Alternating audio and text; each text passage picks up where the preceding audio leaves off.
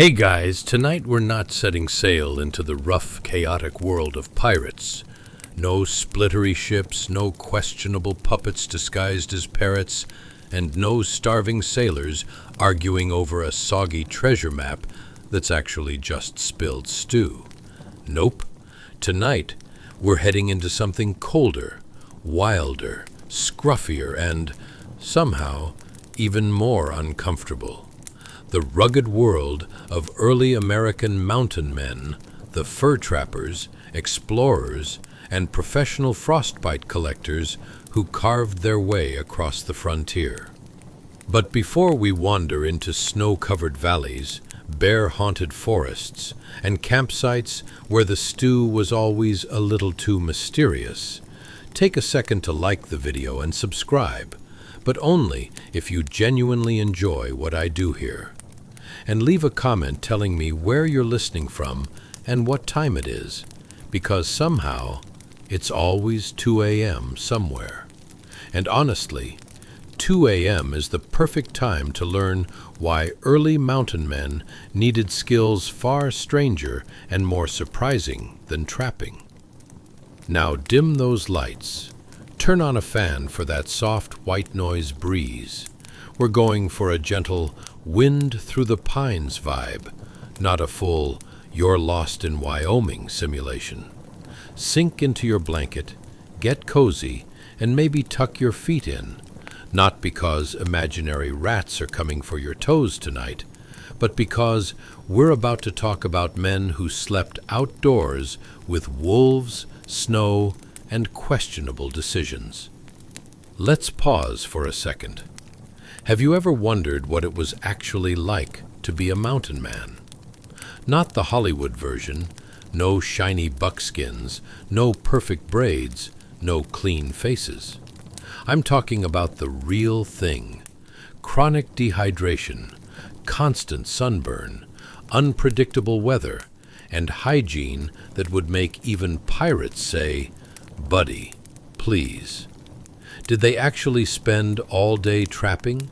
Was that really the most important skill? Or was survival itself, through wit, luck, humor, and absolute chaos, the real secret? Tonight, we're taking a slow, sleepy walk through the surprising realities of mountain life. The true, most valuable skill wasn't trapping. It wasn't fighting. It definitely wasn't cooking. Lord knows the stews they made could have been classified as biological weapons. No, the thing that really kept mountain men alive was something far more unexpected, something we'll explore gently as the night deepens. Imagine towering forests stretching endlessly before you. Snow falling so quietly you can hear your breath bounce off the trees. Campfires crackling against the silence. And lone figures trudging through the wilderness, surviving not because they were the strongest, but because they mastered a craft few people today even think about. We'll wander through moments of danger and moments of accidental comedy, because, trust me, a lot of mountain man history is unintentionally hilarious. We'll look at the skills they relied on day after day, the decisions that determined whether they froze, starved, thrived, or became dinner for something with too many teeth. And why, out of everything they learned, one skill mattered more than all the rest. So settle in. Let your mind drift to open skies, crackling fires, and rugged trails. Let the modern world fade away for a moment. Tonight, we step into the wilderness, not with fear or frostbite, but with curiosity, humor, and the comfort of your very warm, very indoor bed. Ready? Let's begin. Chapter 1. The Glove on the Rifle Stock. In the quiet expanse of the frontier wilderness, long before dawn can scatter the cold shadows, a single moment hangs suspended in time. An extreme close-up reveals a weather-beaten leather glove, cracked, stiffened, and darkened by years of relentless use, resting gently on the polished wooden stock of a long rifle. The glove seems almost inseparable from the weapon, as though hand and wood have shaped one another through countless miles, storms, and silent decisions made under an unforgiving sky. The leather tells its own history. Each crease is a record of hard winters, narrow escapes, and nights spent wrapped in the brittle quiet of snow-choked forests. The fingertips are softened from steady handling, the palm worn into the shape of the stock from so many hours of carrying, aiming, bracing, and waiting. It is a glove that belongs not to a soldier, but to a mountain man, one who depends on skill, instinct, and patience more than any weapon he owns. Beneath the hand, the rifle's stock gleams with a muted polish, not the shine of vanity, but the soft, oiled glow of something maintained out of necessity.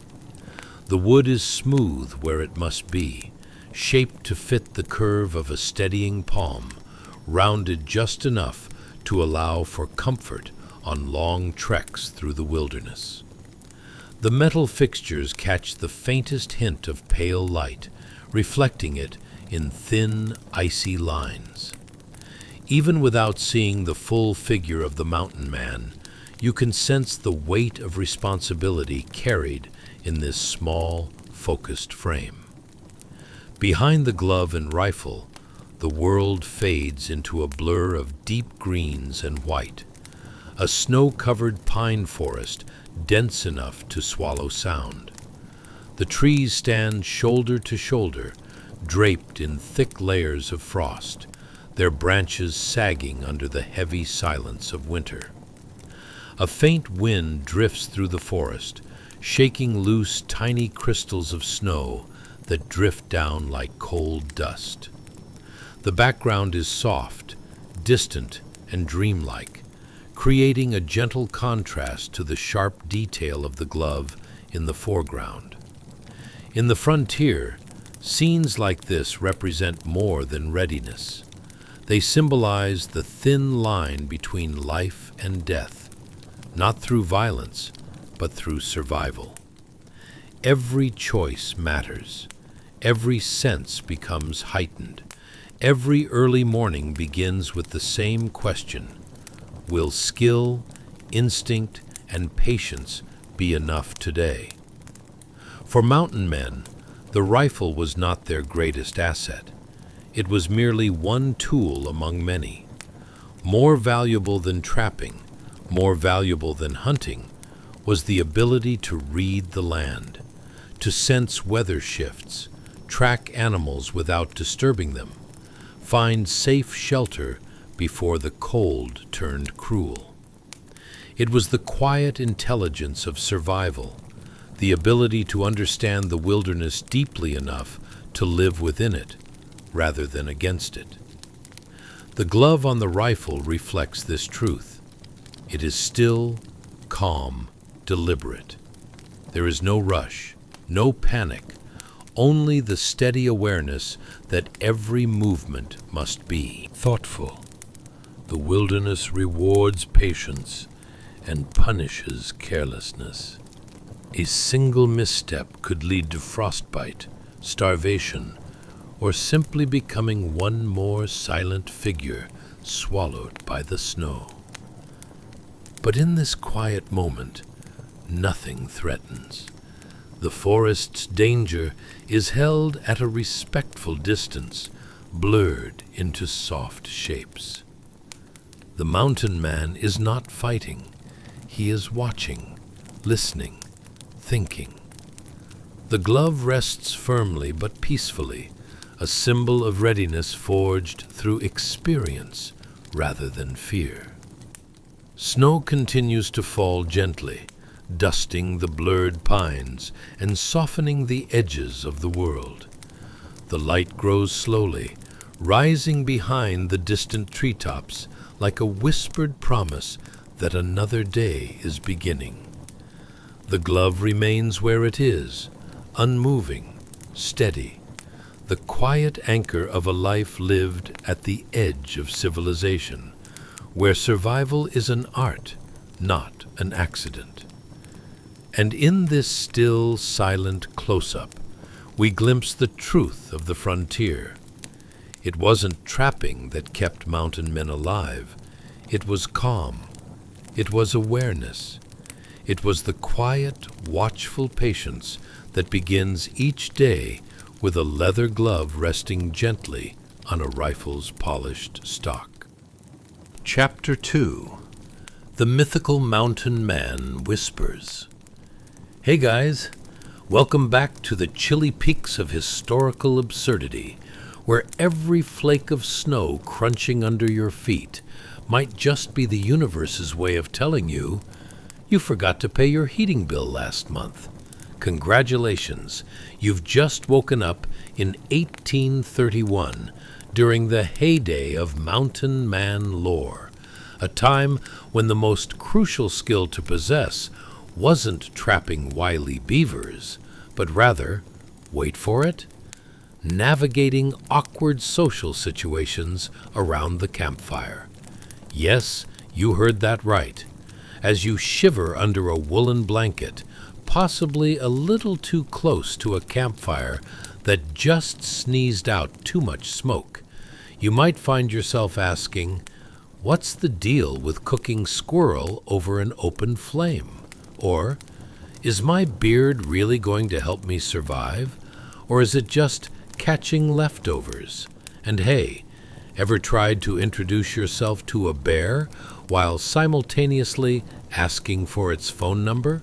Because let me tell you, that can lead to some real hairy situations.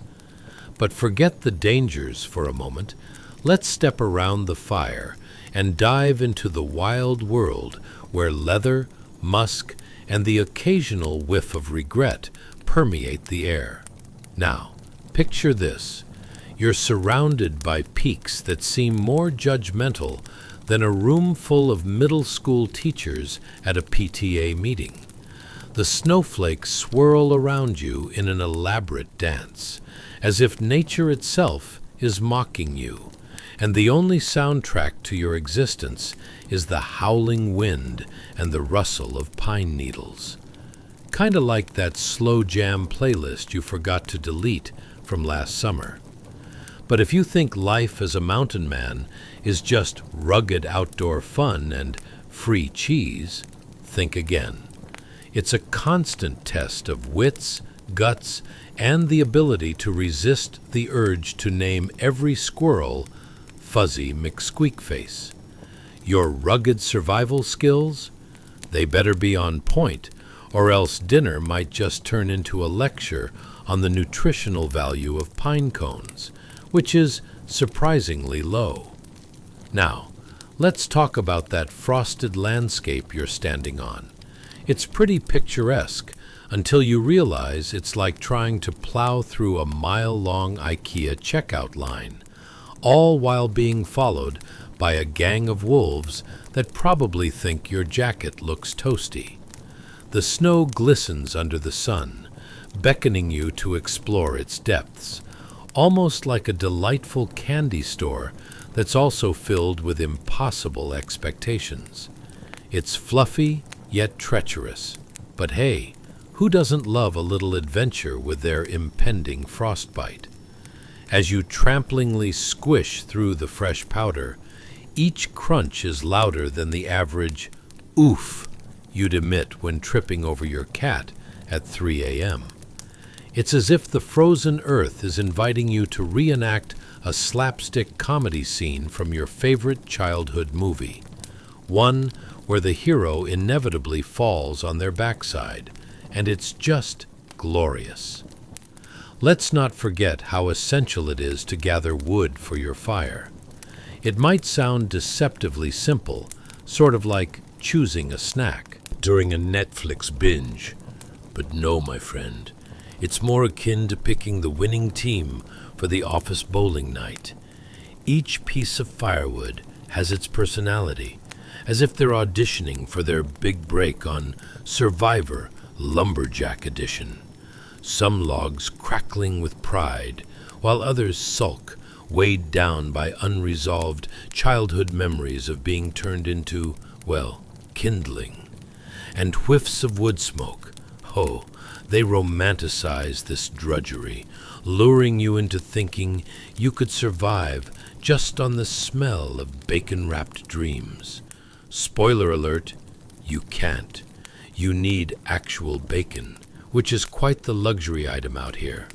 Look around, and in this grand tapestry of existential drama, every tree might as well be an unsung hero of your dinner story.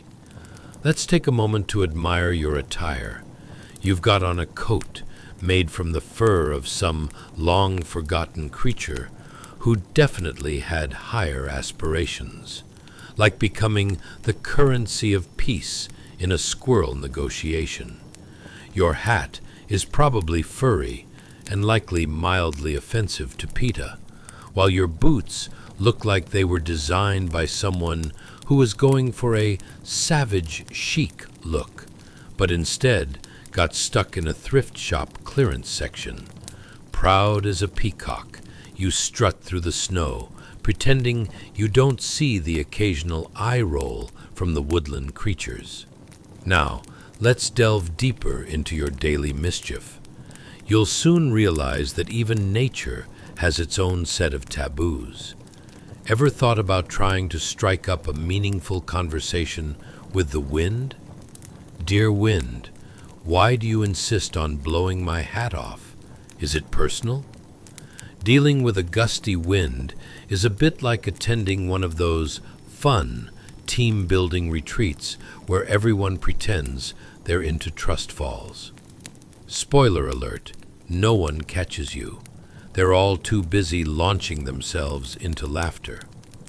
As you navigate your way through this frost-bitten landscape, remember that you're not just traversing the wilderness. You're embarking on a magnificent, chaotic journey through the annals of history, where every tricky gust of wind feels like a sly wink from fate. After all, before you know it, you'll be laughing, panting, and possibly screaming into a snowdrift, while your fellow mountain men stand back, shaking their heads in reluctant admiration. Reflect on it for a moment. In the grand narrative of life, a mountain man's world isn't just about the fierceness of survival. It's a mixture of comic blunders and unexpected camaraderie, all wrapped up in the foolishness of winter's grasp.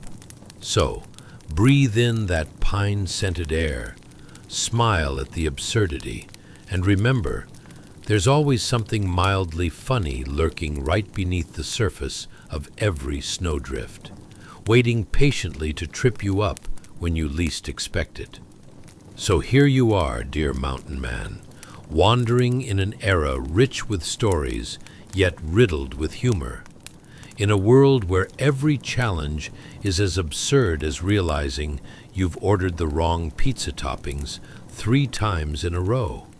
Enjoy the ride. You're about to be slapped with the history, and maybe a snowball or two. Chapter 3. The Art of the Lean-To. A Mountain Man's Refuge. Hey guys, welcome back. Tonight we're diving into a world chillier than the last time your partner suggested a surprise camping trip.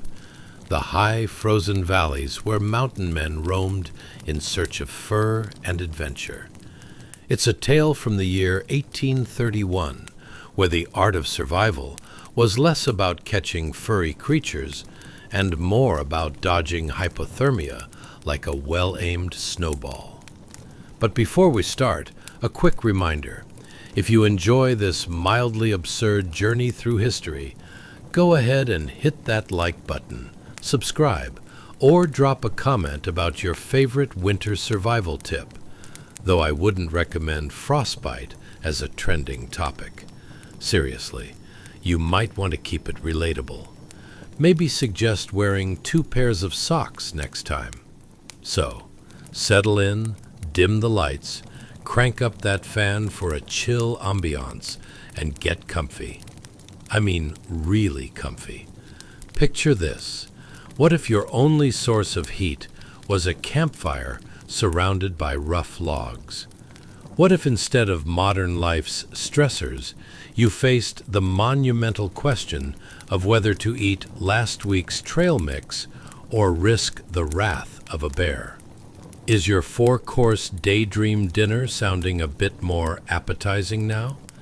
And congratulations, you've just woken up in 1831, where sleeping in a winning combination of frostbite and pine scent is the height of luxury. As dawn breaks over the snow-laden peaks, you find yourself nestled in a lean-to shelter, an architectural masterpiece of rough logs and freshly foraged pine boughs. The aroma of pine needles, mixed with the faint, smoky trace of the small fire at the center of your humble abode, wraps around you like the world's roughest blanket. It's a bit like being hugged by a tree, an oddly comforting thought if you can overlook the possibility of sap. The fire crackles softly, its sound reminiscent of combining the happiness of a sizzling steak with the forlorn weeping of your life choices. Traps, steel contraptions designed to snare unwitting animals, are set around your shelter, nearly camouflaged in the pristine snow. You can't help but wonder, can you leverage these traps to catch your dreams, or are they simply there to remind you that failure is always lurking behind every bush, or, in this case, a snowy boulder? Now, if you're thinking this is a glamorous life, let me assure you it isn't all fur coats and firelight dodging frostbite. Daily life as a mountain man was more like a physics experiment gone wrong, mixed with a scavenger hunt. The land that provides is as unforgiving as your Uncle Roger during family Thanksgiving, always ready to critique that unseasoned turkey. Let's take a moment to visualize your morning. You stretch, feeling the satisfying ache of every muscle in your body, and then your stomach tells you it's time to forage. In your cozy, not-so-cozy lean-to, breakfast is a grand affair, consisting mostly of whatever remains from yesterday's rations. Maybe a flavorless flapjack, or some dried jerky if you're feeling adventurous. Ever had die-hard, dehydrated meat for breakfast? It's like eating survival on a stick. But today feels different. The chilly breeze nips at your cheeks, a sharp reminder that you're several layers from actually feeling human. Sounds of the wilderness surround you, birds cheerfully chirping despite your predicament. How dare they? In contrast, your stomach grumbles audibly, sounding like a petulant bear wondering just how late it is for hibernation. And now we slide back to those steel traps, the real stars of the show. You shuffle outside to check your catches. The snow crunches beneath your boots like a bowl of cornflakes underfoot, and the sight of your traps is equally suspenseful and disappointing. You're hoping for a plump rabbit, but find instead the story of a disgruntled squirrel starring in its latest breakout role as yet another failed breakfast. Now you're left with the metaphorical equivalent of last week's leftovers. But hey, at least today's drama brings some excitement. As evening falls, your fire flickers, your mind races, and you ponder just how much more of this you can endure. Will your social media status be Hashtag still not dead?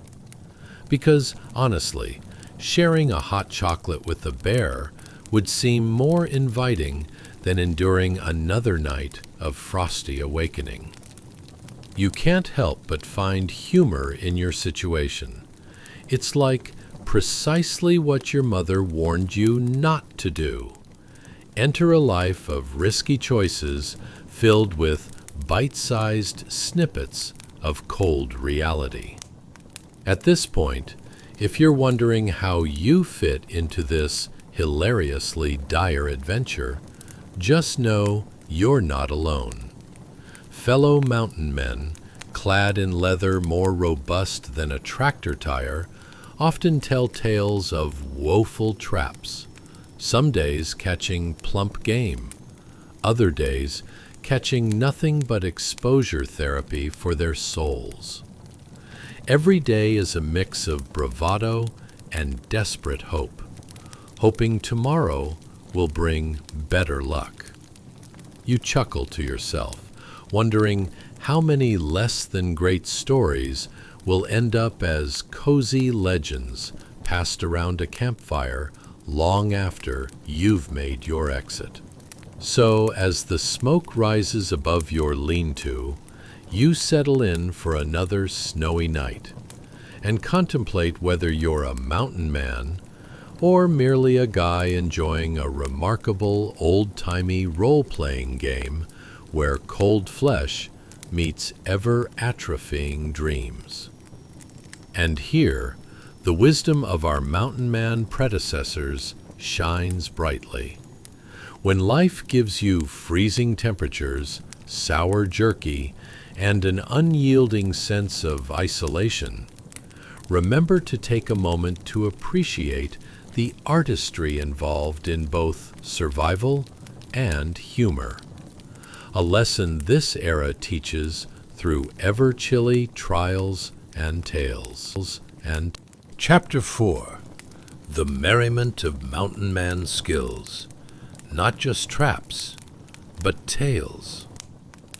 Hey guys, welcome back. Tonight we're heading into the depths of rugged backwoods living, where the pancakes are more, what's a pancake, and less fluffy delight. And the most exciting event of your day is an intense staring contest with a squirrel. Yes, we're diving deeper into the lives of those dashing mountain men of 1831, where every snowflake seems determined to unite with your nose right as you're trying to trap the local wildlife or, survive. Now, before we plunge into the frost-bitten absurdity, let's take a moment to indulge in some virtual hand warmers. If you enjoy this journey through mildly interesting history, or just need an excuse to tune out after a long day, go ahead and hit that like button or subscribe. But, and I mean this sincerely, only if you're actually enjoying it. We wouldn't want to trap you into doing something you regret, like trying to surf during a blizzard. So, dim the lights, turn up your fan for authentic mountain chill vibes, and get comfortable. More comfortable than a bear in a hibernation lodge, preferably. Think about it. If your only means of staying warm were a fire as fickle as your ex's love life, how would you fare against the brisk currents of winter? And as you ponder that important existential question, picture yourself juggling your rations. Will it be yesterday's jerky or the last crumb of your long-forgotten flapjack? Congratulations! You've just woken up in 1831, smack dab in the midst of a winter wilderness that would make even Jack Frost reconsider his life choices. Imagine the snow around you shivering under your boots like a toddler told they can't have dessert. What you might not realize yet, however, is that the highest skill a mountain man possessed wasn't just eviction notices for your local furry friends. It was the true art of storytelling, a craft more elusive than the wisps of warmth from a dying fire. Let's talk about that. While you're patting yourself down, wondering how many layers you're wearing and how closely they resemble something a raccoon would wear, here's a juicy question. Do you think these mountain men had their own version of Netflix? Well, kind of. Instead of scrolling through streaming options cozy on the couch, they swapped survival stories by the flickering light of a fire. Some way more entertaining than the "we double dog dared each other" escapades you might have had over wine at your last book club.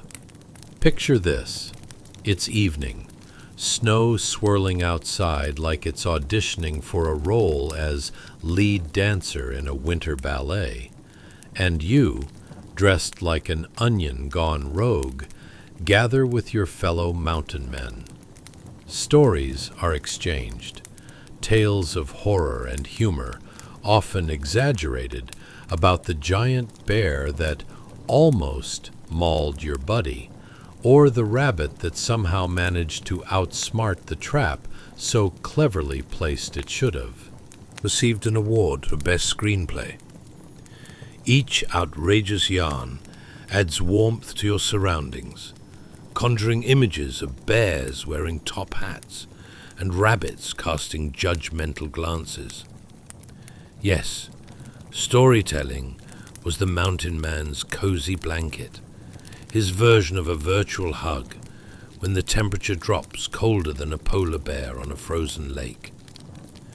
Out there, in that snowy abyss, humor became a form of survival. Because, let's be real, what's more humorous than freezing one's face off while still maintaining an air of rugged masculinity? And speaking of tales that can literally make you laugh or cry, let's delve deeper into this particular night. As stories spread like wildfire, each mountain man competes for the title of Master of Myth. One guy recalls a time he wrestled not just with the winter elements, but also with his trusty steed that decided to take a leisurely break mid-journey. You chuckle at the visual of a snow-covered horse, contemplating the existential dread of its life choices, while its owner desperately hurls snowballs at it. Because nothing says warmth like a fury born from frustration, right? Then there's always the notorious, delicate flower of the group. You know, the one who swears they had a pet raccoon that they had, most definitely, trained to fetch and do tricks, because everyone needs that wild card in the social dynamic. As he recounts his raccoon tales, you can't help but picture the critter donning a tiny monocle, performing circus act feats with its hands, perhaps also judging human intelligence from its lofty perch. But, just as you're about to hit peak hilarity with a tale of tricky traps and that time someone mistook frozen mud for a savory stew, spoiler, it wasn't. A chilling wind gusts outside, reminding you that while laughter is essential, so is staying warm. You all pause, glancing into the distance at the swirling storm, realizing that Mother Nature isn't just a spectator. She's a real-life plot twist, always ready to turn an exciting evening into Survivalism 101. In essence, storytelling kept the heart warmed as surely as a pile of tight-knit woolen socks. Speaking of socks, maybe it's time to rethink your fashion choice as you shuffle into that leaky lean-to, interwoven with frost and the echoes of despair. But fear not. A good story can turn your plight into a grand adventure, as myth and memory come together like the finest fabric to shield your body. From the cold, sure, but also from the mundanity of life slipping away into bland oblivion. As the laughter dies down and the stories meld into the smoky air, you can't help but marvel at the wild lives of those mountain men. They faced every frigid twist with a grin, while spinning tales that have somehow managed to slip through time, echoing merriment even amid the chill. Life wasn't just about the meat and fur. It was truly about weaving moments into a narrative that could last far longer than any of the trappings around them. And that, my brave adventurer, is how you become not just a mountain man, but a storyteller, a title far more valuable than any cumbersome bear trap. So, let the chill of 1831 wrap around you, comforting like a warm, albeit slightly smelly fire, as you settle in for another night filled with laughter, dancing upon the winds of winter. Chapter 5. The Morning Tension of a Mountain Man's Awakening.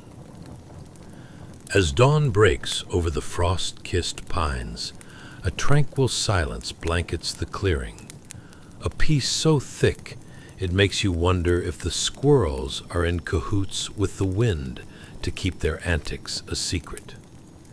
Emerging from your cozy bedroll, the chill nips at your nose like an overzealous puppy longing for attention. But alas, the only puppy here is just the snow that seems determined to claim your toes. You rise like a reluctant specter, groggy and ready to face the day, only to be greeted by the pervasive aroma of damp pine needles, mixed with a hint of, well, let's just say, earthy doesn't quite do justice. It's more reminiscent of a forgotten potato left too long in a dark corner. Ever opened a bag of old potatoes? Yes, it's that, but without the allure of being able to fry them into something delicious.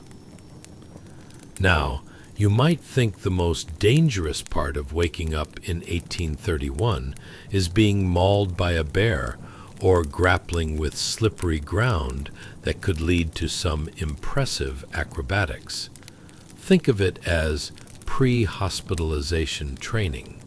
But no, it's actually the terrifying task of getting out of your bedroll without disturbing the carefully arranged insulation of your wool layers. Picture a creature not unlike a very disgruntled burrito, but one with soggy wrapping. So, as you fumble to relocate limbs from beneath the labyrinth of blankets and wool, imagine your companions, fellow mountain men still cocooned in their respective bedrolls, peacefully dreaming of great hunts and fewer muscle aches, while you slowly morph into a human pretzel. Is this part of the wilderness experience, you wonder? Let's take a moment to picture what these men actually woke up to. Smoky murmurings of a fire that might have been both the breakfast chef and the local arsonist, tickled by the whiff of charred remains of yesterday's bounty. Some might call it smoked meat, others might call it regret.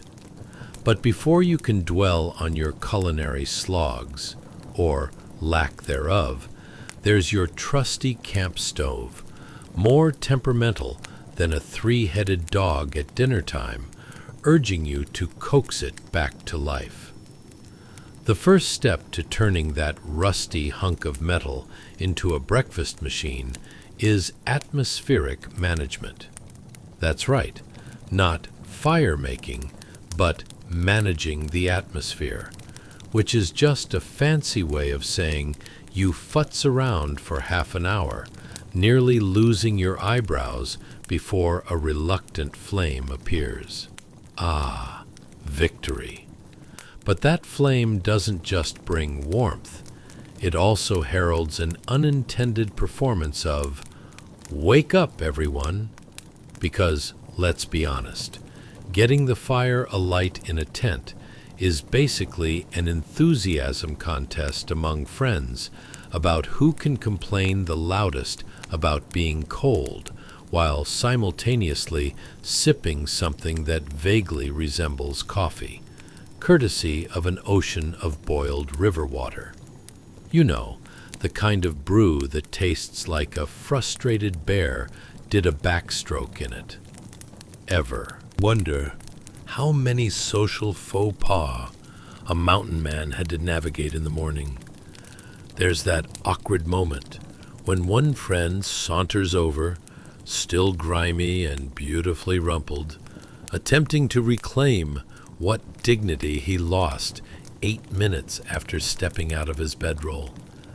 He might share an overly vivid recount of a dream involving a giant bear and a floral robe, leaving you questioning everything about last night's dinner.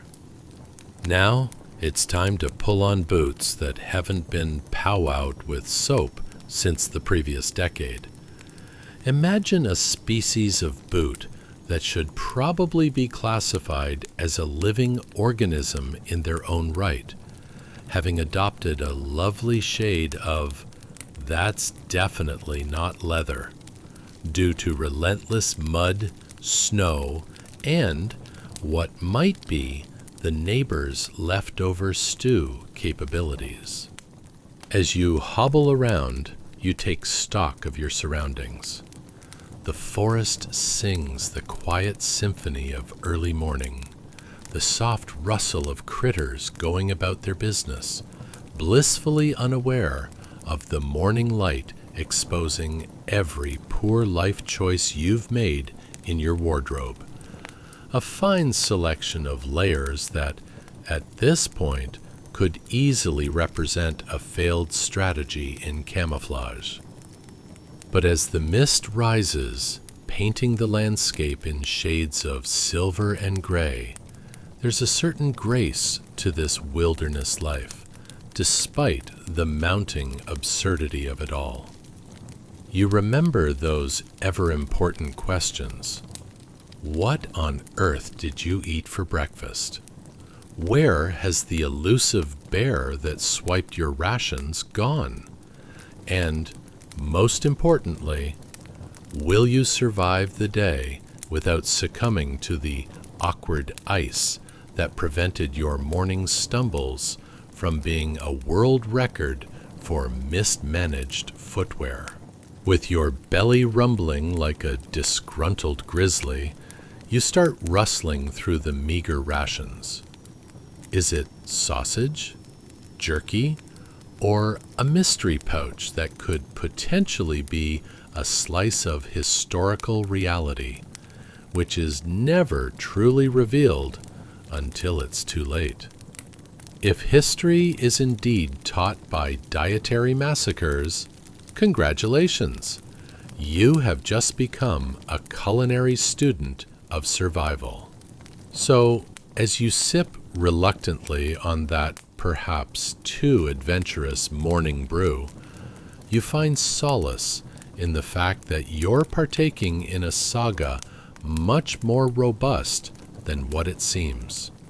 Sits not just in your achy joints, but also in the laughter shared with friends, perhaps recounting their own misadventures between bites of whatever's left. And as you finally settle down to reflect on the intricate tapestry of mountain life, amidst the exaggerated parables echoing in your ears, you're left with one profound takeaway. Being a mountain man, much like modern life, might be rough around the edges, but it's certainly packed with gut-bursting laughter, stubborn camaraderie, and a pinch of frostbite. So, revel in the madness. You've still got a long, hilariously unpredictable day ahead. Chapter 6. Tensions and Trade on the Frontier. As the pale morning light spills into the crisp air like a spilled jug of milk on well-trodden hay, you find yourself face to face with your new reality. A tall Native American warrior, his face painted in the bold strokes of red and black, standing watch like a sentinel of the early dawn. With a trade musket firmly gripped in both hands, he casts a silhouette so impressive that it's almost as if Hollywood decided to film an epic showdown in your very own backyard. But there's no drama here, at least, not yet. Instead, a palpable tension hangs in the air, thick enough to cut with a knife, and you, as a bewildered modern-day traveler, are suddenly struck by a barrage of questions. Did this warrior just finish a really intense game of charades? Was he also waking up grumpy like you? Or perhaps he's just contemplating the best way to negotiate a trade deal involving the world's worst jerky. You take a moment to breathe in the ambience. The smell of damp earth and wild sage wafts through the air like an invitation to a local potluck that no one asked to host. It's the kind of aroma that might rejuvenate your spirit, or make you question the contents of the last meal you had. You look around and realize the world you've stumbled into is not just an A-list action movie set, but the high-stakes fur trade era of 1831. Imagine standing there, debating whether to comment on the warrior's impressive fashion choice, or just stand still and act like you're part of the landscape. Perhaps you'll channel your inner shrub while silently hoping for a bear to ambush and shift focus. Because in this wilderness, where your existence hinges on the whims of wildlife, even a poorly timed joke could lead to a less than favorable trade arrangement. Let's talk about the realities of life during the American fur trade era, where mountain man was less about rugged good looks and more about mastering occasionally gross survival techniques. You, armed with only your 21st century knowledge, quickly realize that being a smooth-talking dealer isn't your only option here. Sure, you could promise the world in exchange for a beautifully pelleted skin blanket, but what if you forgot the historical etiquette? Would you accidentally insult the pride of a warrior by offering an atomically undersized wool sock? And as you think about these potential faux pas, you start to picture the first impressions of early mountain men. One might say that these pioneers of the West had mastered several essential skills: trapping, hunting, and an inexplicable gift for telling tales that could convince a rattlesnake it was actually a beloved pet. But surprisingly, the most valuable skill they possessed? It was not hunting or pining for the return of fresh fruit. No, folks, it was negotiating. Let's imagine rolling into a trading post in the middle of the wilderness, the air thick with smoke and rumor, and everyone patiently waiting to barter their goods. You might think this would be an excellent moment to quietly observe a fascinating historical event unfold. But no, you're stuck behind a rickety wooden counter next to Old Man Jenkins, who insists that he was the reigning champion of skunk skinning. Why is he shouting? It's the only way he can ensure that you know that the skunk's pelt was top-notch, even if the smell suggests otherwise. Suddenly, you find yourself thrust into negotiations over a slightly weathered blanket that may or may not have been a former half of a fancy living room set back in the good old days of the late 1700s. Less than pristine, mind you, all while surrounding vendors weigh their merits and resign themselves to a life fueled by vigorous belief in their own yarn-spinning abilities.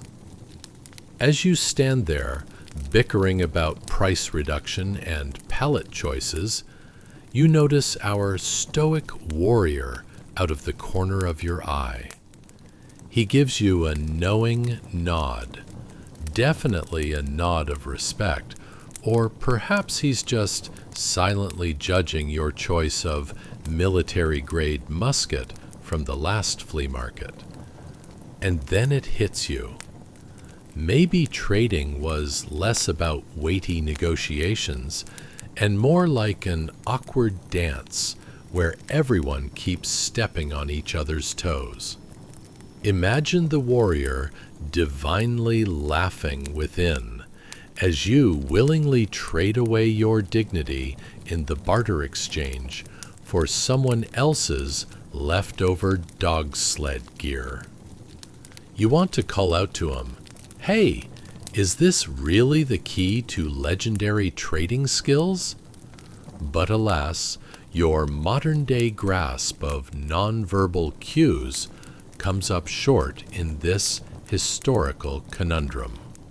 However, amidst the clatter of wooden carts and mounted trades, there's something soothing about shared mischief. Perhaps they found comfort in laughter, which, let's be honest, is generally what got everyone through long, arduous days filled with lurking dangers and questionable food choices. And yet, in this moment, realizing that negotiation transcends time is both humbling and hilarious. Because in the end, whether you're a modern shopkeeper juggling credit cards or a mountain man bartering for furs, the skill set might be interchangeable, just with a lot more live animal encounters and way less Wi-Fi. As you take one last look at the warrior standing sentry, you wonder if you'd just entered a life where morality and ethics were tossed into the trading pot alongside that infamous pot of stew no one can quite identify. With the sun now creeping higher in the sky, illuminating the bizarre staging of what was once a rough wilderness camp, you realize there's more going on here than meets the eye. So, grab your invisible musket and step forth into a world where history and hilarity collide, forging a path toward life lessons that surely stem from bad deals and better stories. Chapter 7: Hands, Guns, and the Art of Communication. So, imagine yourself tranquilized by the serenity of the open wilderness, when suddenly you find yourself at the center of an enchanting yet slightly confusing moment. One of your hands rests on the smooth wood of the rifle stock, a comforting, sturdy companion, while the other is raised in a non-threatening gesture, not quite a peace sign and definitely not a wave, but more like a polite thumbs up if peace negotiations had taken a turn for the lost and awkward. There you are, trying to convey that you're just a totem of social awkwardness in the middle of nowhere, hoping that the legendary skills you've read about don't require actual shooting. As the sun peeks over the rugged mountains, its early rays playing a game of tag with your face, you start to notice the sheer artistry of the moment. This isn't just a meeting of cultures, it's a dance, more loopy than a quick step, and you're perfectly misaligned. In this very moment, at the peak of the American fur trade era in 1831, you realize that the most valuable skill a mountain man could possess was not hunting or wilderness survival. No, it was the art of negotiation. Yes, the ability to chat up a potential enemy while clutching a lethal weapon is the underrated superpower of the frontier. Picture yourself channeling all that 21st century charm you've carefully cultivated online. Have you ever attempted to explain a technology glitch to an elderly relative? That confused yet patient nodding? That's what this encounter feels like. It's a metaphorical scramble of all your mediocre conversational tactics being rubber-banded together, waiting for the chance to either catch fire or freeze up in horror. From the corner of your eye, you try to gauge your new friend's temperament. Is he contemplating a philosophical dialogue about the benefits of mutual cooperation? Or is he just thinking about what's for dinner, a dream combination of succulent roasted meat and the sweet readjustment of your perception of a safe crossing? Would a smile truly have worked better than an awkward thumbs up? Time might tell, just as long as that time doesn't involve fleeing in terror. Now, let's talk about your rifle for a moment, shall we? Sure, it looks shiny and deadly, but did you know it also serves an unspoken secondary function? It's a brilliant prop. In the face of potential danger, that sturdy barrel could act as a makeshift club, an anchor point for your rambling existential questions, or, let's be honest, a great conversation starter if you forgot to brush your teeth. Speaking of toothbrushing, the Native Americans had a fascinating way of maintaining oral hygiene. Rather than minty toothpaste, they relied on the natural wonders of nature. Imagine someone coming up to you with a handful of mint leaves while you frantically look for your dental floss, which you pray isn't a piece of woven wood from last week's firewood. Chores. At this historical juncture, the woodland equivalent of a breath mint is chewing on twigs. Was there a particular pine cone that acted as the bamboo toothbrush of the time? It makes you wonder whether your modern dietary choices could be substituted for twigs. Suddenly, that salad doesn't seem as infused with opportunity as it once did. And as time stands still in this historical tableau, you're far from a meandering philosopher. Instead, you're more like a deer in headlights, partially paralyzed with the yearning to communicate. And yet your instincts push you to embrace this very awkward dance of half gestures. What you lack in verbal finesse, you hope to compensate with earnest eye contact and the kind of open mouth that looks more like a fishhook than a movie star. Eventually, as you stand there contemplating unanswerable questions about life in this frantic and chaotic era, you begin to notice the harmony of the scene. The laughter that bursts forth from nearby traders, an echo swirling through the trees, chases away your worries. Can negotiation and skillful diplomacy somehow be woven together like stories around a campfire, filling the air with the aroma of fragrant pine? And isn't that quite amusing? You start to chuckle, picturing life here as a sitcom handcrafted by nature.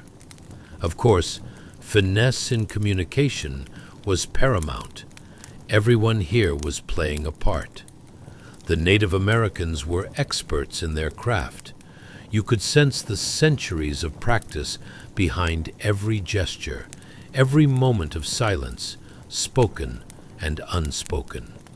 They understood that negotiating over furs and pelts wasn't merely a transactional exchange, but an art form laced with tales and legends, infused with the aroma of smoke and skillful craftsmanship.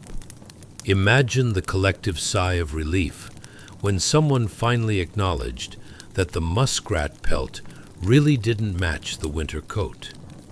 You know, you really could get a better value out of the gorgeous raccoon skins if you just bagged a few more squirrels, you might say, all while trying to sound astute, like one of those financial advisors you overheard at a family barbecue. And let's be honest, who knew that sharing financial advice was universal back then, too?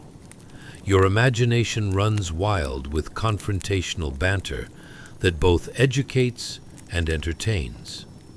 Gradually, as the sun climbs higher and you contemplate the important role of humility, humor, and a good negotiation tactic in this wilderness labyrinth, you find yourself ushered deeper into history's embrace. There's something beautiful about recognizing that though traditions wax and wane, the whimsical art of communication is timeless, regardless of your chosen method. And then it strikes you. The mountains around you are laughing too. It's an encouraging thought, a push to break free from uncertainty. Just like the mountains, life's uncertainties will always be there, but so too will the infinite opportunity to engage, connect, and cultivate laughter into every encounter, even the most bewildering ones. So take a deep breath, relax those shoulders, and let the serenity wash over you, because this journey through time is just beginning. Chapter 8. The Calculating Gaze of Fate. As the sun casts a sleepy golden haze, picture this. You're nestled in the heart of the wild frontier, surrounded not by the comforts of a soft mattress, but rather the glorious embrace of your rugged, charred campsite. Ah, nothing says, relax, quite like sleeping on the ground with the subtle, harmonizing scent of campfire smoke mixed with, let's not mince words, a rather unfortunate whiff of cooked squirrel. Yes, the aroma is so enchanting you could market it under the exotic name of Eau de Wilderness. But hold your horses. Your moment of blissful repose is abruptly interrupted. In the corner of the camp, a figure emerges. Let's call him Jake. Picture him with a smirk that could cut glass and eyes as sharp as the blade at his side. He's the kind of guy who could measure the contents of your soul with a single glare. And that's saying something, since you've been carefully curating your collection of mismatched socks back home. Is he a traitor? A potential friend? Or is it possible he's debating whether you'd pair well with roasted potatoes for dinner? The suspense thickens. Jake's gaze is pinballing between your modest pile of belongings, an old canteen, a tattered map, and a fur coat that seems to have seen better days, while he sizes you up like you're the last bag of chips at a family gathering. You can almost hear the thoughts racing through his mind. Is this fellow a skilled hunter, or just someone who can light a fire with a single sneeze? Let's talk about those possessions for a moment. Your meager equipment evokes admiration two ways. Firstly, how on earth did you manage to make everything look so endlessly mismatched, like a misguided thrift store in a survival movie? And secondly, how are you supposed to defend yourself against a man who looks like he could carry a mountain goat and painted a lovely shade of plaid in his free time? The intricacies of life on the frontier were indeed fascinating. Ah, every man worth his weight in bear pelts carries a tacky cologne, you may think, slightly self-deprecating. And who wouldn't enjoy a friendly chat with a potential adversary with a flair for creative insults? Would a high five, of all things, be entirely too forward? Maybe a playful finger guns gesture, just to let him know you're not a total square. Yes, nothing says, "Please don't eat me," like a classic two-finger shooter move. But as Jake continues his silent assessment of your lifestyle choices, the air shifts. There's a whimsical tension comparable to the feeling you get right before you hit send on a slightly embarrassing text. You can feel your confidence straining under the weight of being a novice, standing by as the intricacies of frontier flair hang around your neck like an unwanted scarf someone knitted at a poorly timed holiday party. Do your possessions actually measure up against the backdrop of this vast wilderness? To the naked eye, perhaps not. To a keen evaluator like Jake, however, your entire existence is a wild tapestry to examine, each frayed edge and half-baked decision telling a story. What mountain man doesn't dream of roaming free, unfettered by societal norms and obligations, yet equally terrified of turning into an accidental stew for a rogue pack of wolves? It's a delicate balance between grandeur and the awkwardness of that one time you tried to impress someone by cooking something exotic on a camping trip, only to have it explode in a rather unceremonious fashion, like a small volcano. It's almost laughable, really.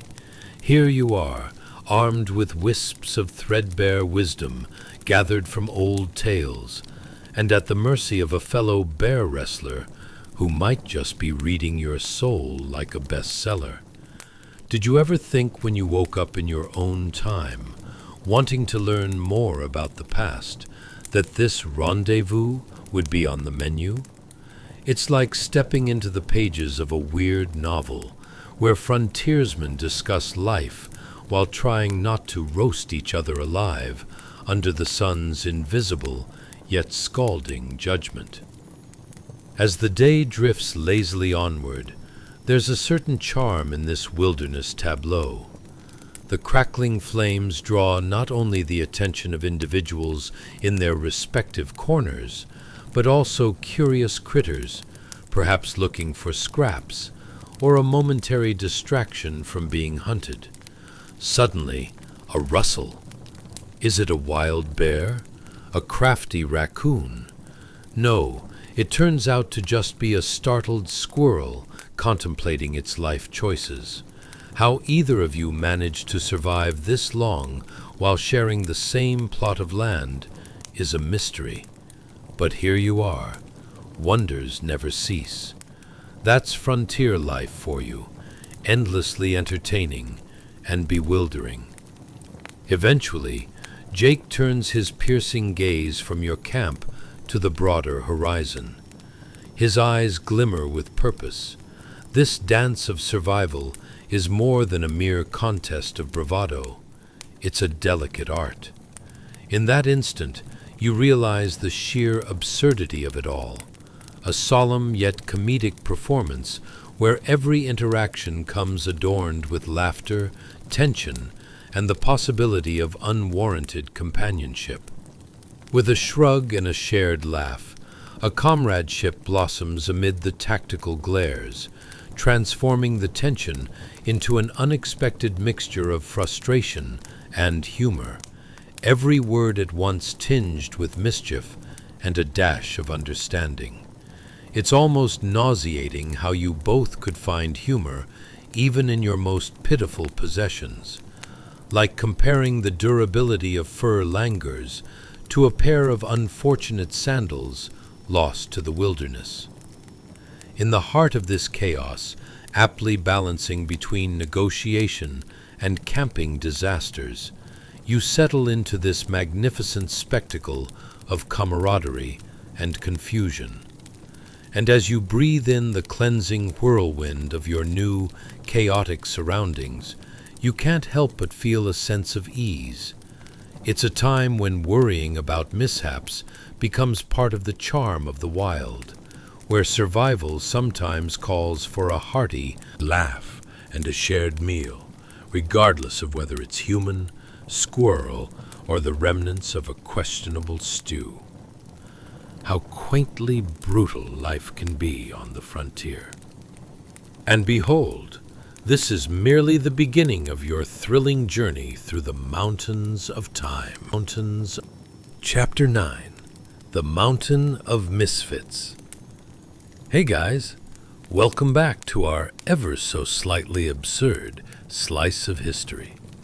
Tonight, we're delving into something chillier and more rugged than your last attempt at assembling IKEA furniture on a Sunday. The riveting world of mountain men in 1831. Yes, the same year when folks were out to trap beaver pelts faster than our parents could trap us into a weekend family gathering. And isn't that just the kind of thrilling adventure we aspire to? Before we plunge headlong into snowy escapades, I kindly invite you to like, subscribe, and comment. Only if you genuinely enjoy this, of course. We wouldn't want to pressure you like that awkward moment at your cousin's wedding when they ask if you found the one. So, dim the lights, put on a fan, because a gentle breeze is delightful, unlike the waves of overwhelming scent wafting from our hunters. And let's get comfy as we journey into the wilderness. Have you ever wondered what it was like to shiver so hard that your teeth could probably chop wood? Or how to navigate a life shrouded in an endless fog of pine trees while being horrendously lost? Maybe you've thought about how you'd fare in a world where the phrase personal grooming simply meant hope for the best and pray no one tries to sit too close to you. Congratulations, you've just woken up in 1831, the year when beards went wild and bathing became just a broad, theoretical concept discussed around the campfire, alongside how to make squirrel jerky taste like something other than squirrel. Now, let's set the stage, shall we? Imagine this. You're trudging up a narrow, snow-dusted trail, the type of path that nature decided to cover in a light sprinkle of frost, as if it were gearing up for an Instagram moment. Your heavy leather pack feels like it could rival a boulder in weight, and resembles something an overzealous raccoon may have scrounged up at a discount store. The sun is making a valiant attempt to pierce through the dense canopy above, carrying a golden hue that wouldn't dare glow on a Monday morning in your office. And then, listen closely. Do you hear that soft squish of snow underfoot? It's like the earth murmuring, "Why are you here? Can't you find somewhere more comfortable, like, oh, I don't know, a couch?" But no, you march forward, gripping the straps as if they were a lifeline, while pondering the existential question, why did they call this a mountain man's skill? Have they ever tried to balance on a log? As you navigate this rugged terrain, Your outfit is likely whatever tattered clothing you could cobble together, a hodgepodge of fur and fabric that screams, "I like the outdoors as long as I don't have to sleep in it." Add to that a pair of boots that would make a lumberjack weep. They're more than a little worn, likely with enough holes to host a family of very enthusiastic and ambitious mice. Now, speaking of hunting skills, you might expect our intrepid mountain men to be elite trappers. After all, isn't that what this wilderness is for? A wild game extravaganza? But hold your horses, or beaver pelts, whatever you're into. The most sought-after skill often wasn't trapping. Nope, it was none other than the art of conversing with fellow mountain men, because nothing says survival quite like a good chat by the campfire. Imagine sitting there with a fellow mountain man, swapping tales about unforgettable bear encounters, while secretly trying not to bring up that time you mistook a squirrel for a mate. Yet despite this camaraderie, the realm of the mountain man didn't come without difficulties. Imagine how many moments of awkward silence it took to have them carve tales out of actual tree bark. And here you are, trying to eavesdrop on men named Buck and Slim as they debate the finer points of squirrel cuisine, like what spices to avoid if cooking in a desperate, starving panic. Does anyone even know what sage looks like? It's a ticking time bomb of culinary disasters waiting to happen. And can we talk about navigation for a second? On the one hand, there's the sheer beauty of nature and its majestic trees, rivers, and mountains. On the other, you're guaranteed to get lost the moment you step off the path. Honestly, this could potentially end in a big, "Well, folks, here's where I went wrong" speech, delivered to an audience of, you guessed it, a curious family of raccoons looking for a midnight snack. But hold tight, because things get even funnier. The hunt for comfort turned into an epic saga, a sort of Survivor Mountain Men edition. Your chances of finding solace were about as likely as a one-eyed rabbit winning a staring contest with a fox. You've got one foot in a muddy stream, while the other is balancing precariously on what appears to be a hidden anthill. Who needs an enemy when Mother Nature herself is giving you the proverbial middle finger? Speaking of the quirks of it all, why is mountain cuisine a nice way of describing survival snacks? Your choice of sustenance is now limited to whatever's drifting by on the unappetizing menu. Sure, the average person can get through an outdoor experience by stocking up on granola bars, but a mountain man? Well, he's munching on something that might have been lunch yesterday, or merely part of a nutritional experiment gone wrong. And there you have it, a blend of camaraderie, culinary challenges, and navigation errors that transcend generations, or, at the very least, become fodder for amusing camping stories shared years down the line, ideally among those who recognize the fine art of cooking over an open flame. Because if there's anything you should take away from tonight's wild jaunt through the paws and paddles of 1831, it's this. Life on the frontier was less about being a rugged individualist and more about learning how to bond over a shared penchant for mishaps, laughter, and most importantly, adjusting your expectations accordingly. So as you settle deeper into this amusing landscape, remember, This is merely the tip of the iceberg, dear listener. The journey through the mountains holds stories even wilder than those in this snowy saga. Hold on to your hats. It's going to be a bumpy, laughter-filled ride into history. Chapter 10: The Majesty of Mistakes.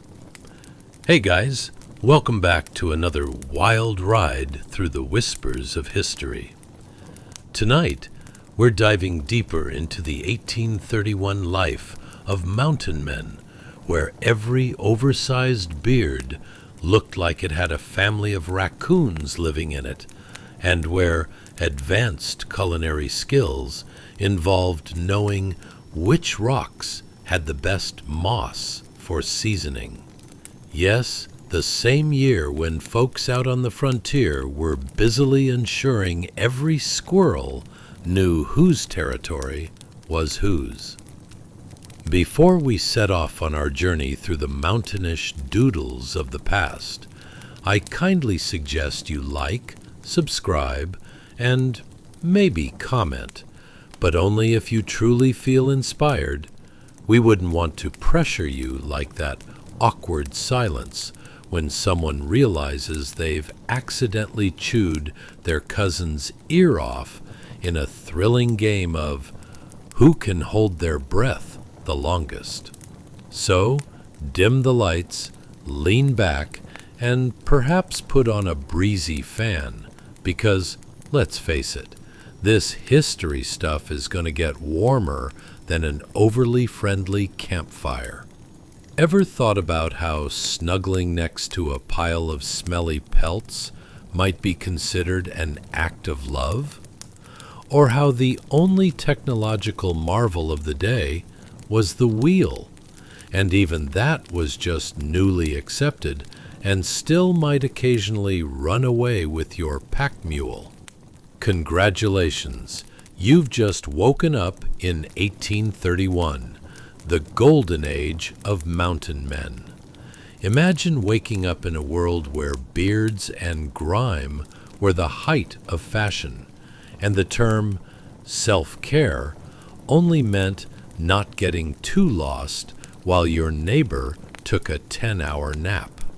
Now, let's just take a moment to absorb our surroundings, shall we?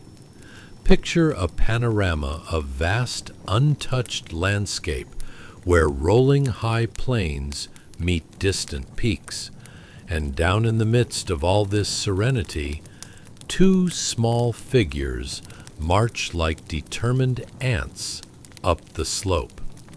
Their silhouettes look like they took the quiet quitting trend straight to heart, moving laboriously through a world that couldn't care less whether they made it to lunch or not. Look closer. Underneath their absurdly oversized wool trousers that probably once belonged to a sheep with high hopes, there are a pair of boots that could tell stories, mostly about how they regretted that last mud puddle. Each step betrays a soft squish, like a melody of unhappy gurgles, perhaps crying out, "Why are we here?" The answer? Motivation was as elusive as good hair products, but bear pelts were definitely in high demand.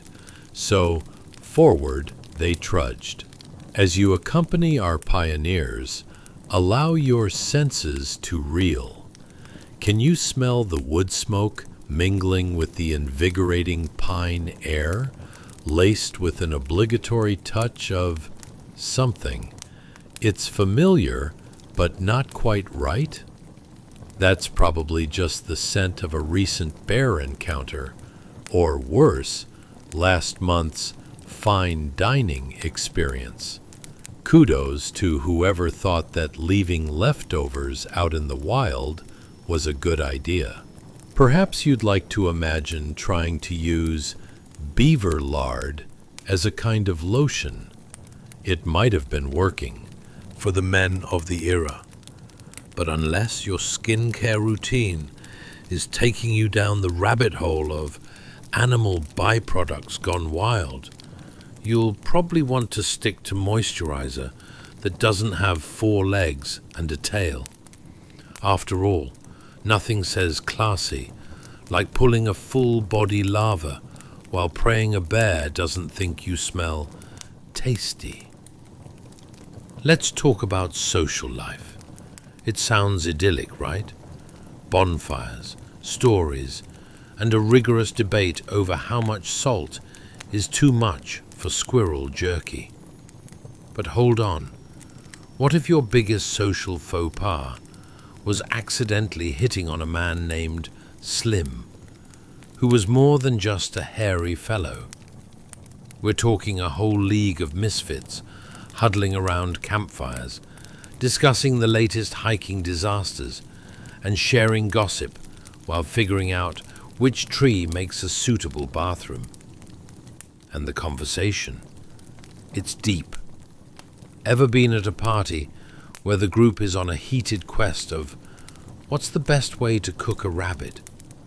Spoiler alert, it usually devolves into a surprisingly competitive game of how much fur can we leave on it?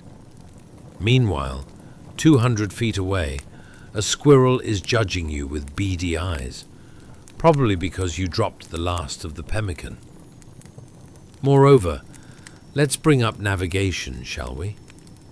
You'd think that 2 mountain men with all their expertise could maneuver their way through the rugged expanses without losing half a week bumping into trees and blindly blaming the sparkly shadows on sugar-infused dreams.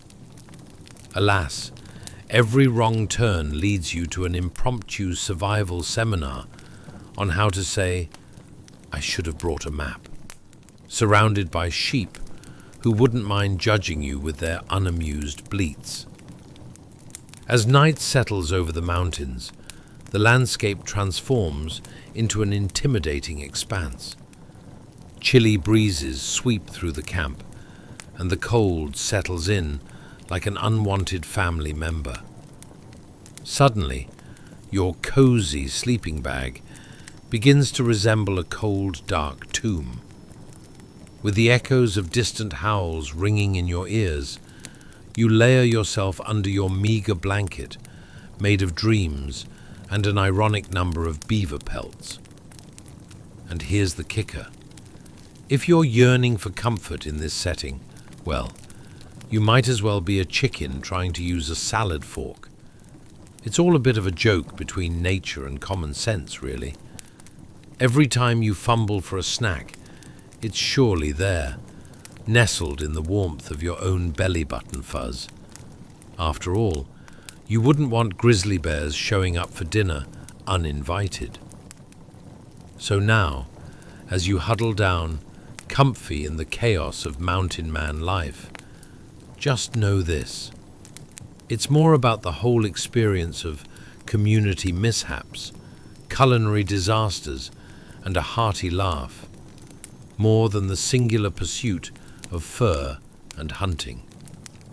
Because everyone knows that whether you're skinning a beaver or swapping stories, the wilderness is just one grand comedic mess after another. And oh boy, isn't that a wild ride? Chapter 11. The Subtle Art of Breathable Panic. Hey guys, tonight we're scaling new heights, quite literally, as we dive into the world of mountain men in 1831. Picture this, a place where every treacherous incline feels like a racetrack for your sanity, and your trusty mount, let's face it, probably a stubborn mule, has the same level of enthusiasm as a cat in a bathtub.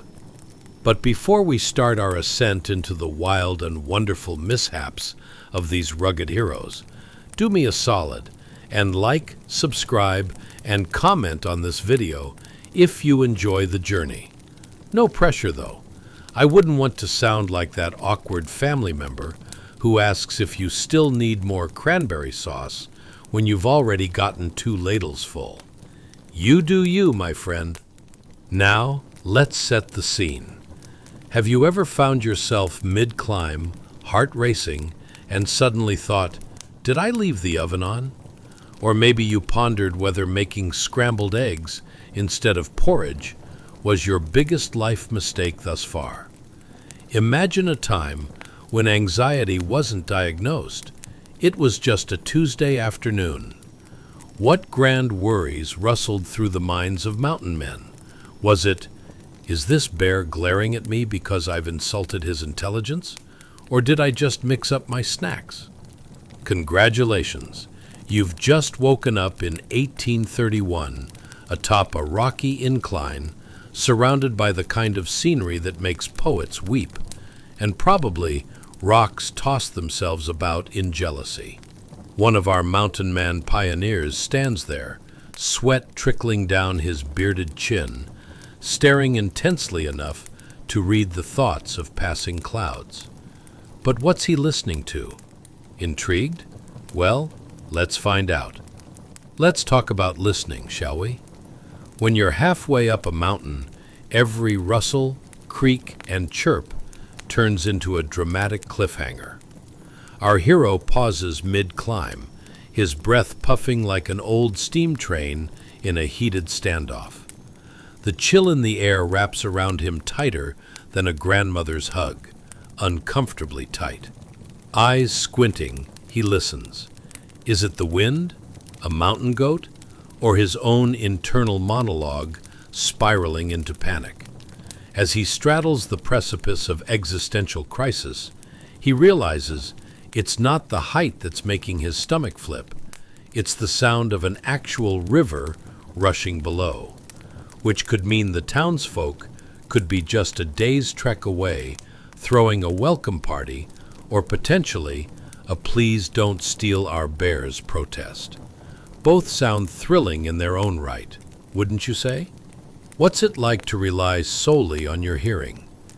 It's akin to attempting to find the person who accidentally texted, "I love you," to the entire group chat.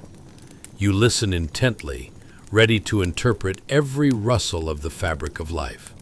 But alas, it usually turns into more ear-squinting and nose-twitching, like you've just spotted the last bear claw pie at the local bake-off.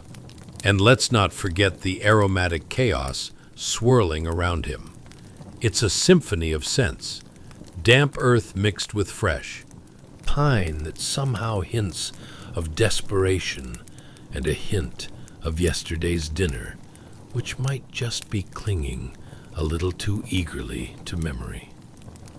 Ever wonder if mountain air is really just a polite way of calling it the scent of regrets and badly cooked rabbit stew?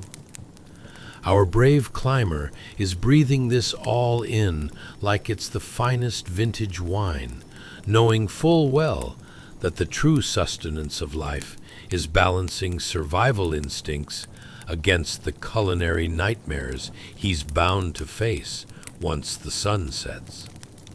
So, what's with all this fuss over the most valuable mountain man's skill? Is it trapping? Bear wrestling? No, my friend. The real talent lies in how to navigate social interactions in the wild. In a world where Netflix and chill translates to let's sit on this rock and avoid getting eaten, the stakes could not be higher. Picture our mountain man pausing from his ascent, contemplating how to make friends when camaraderie looks suspiciously like shoelaces tied to a passing grizzly.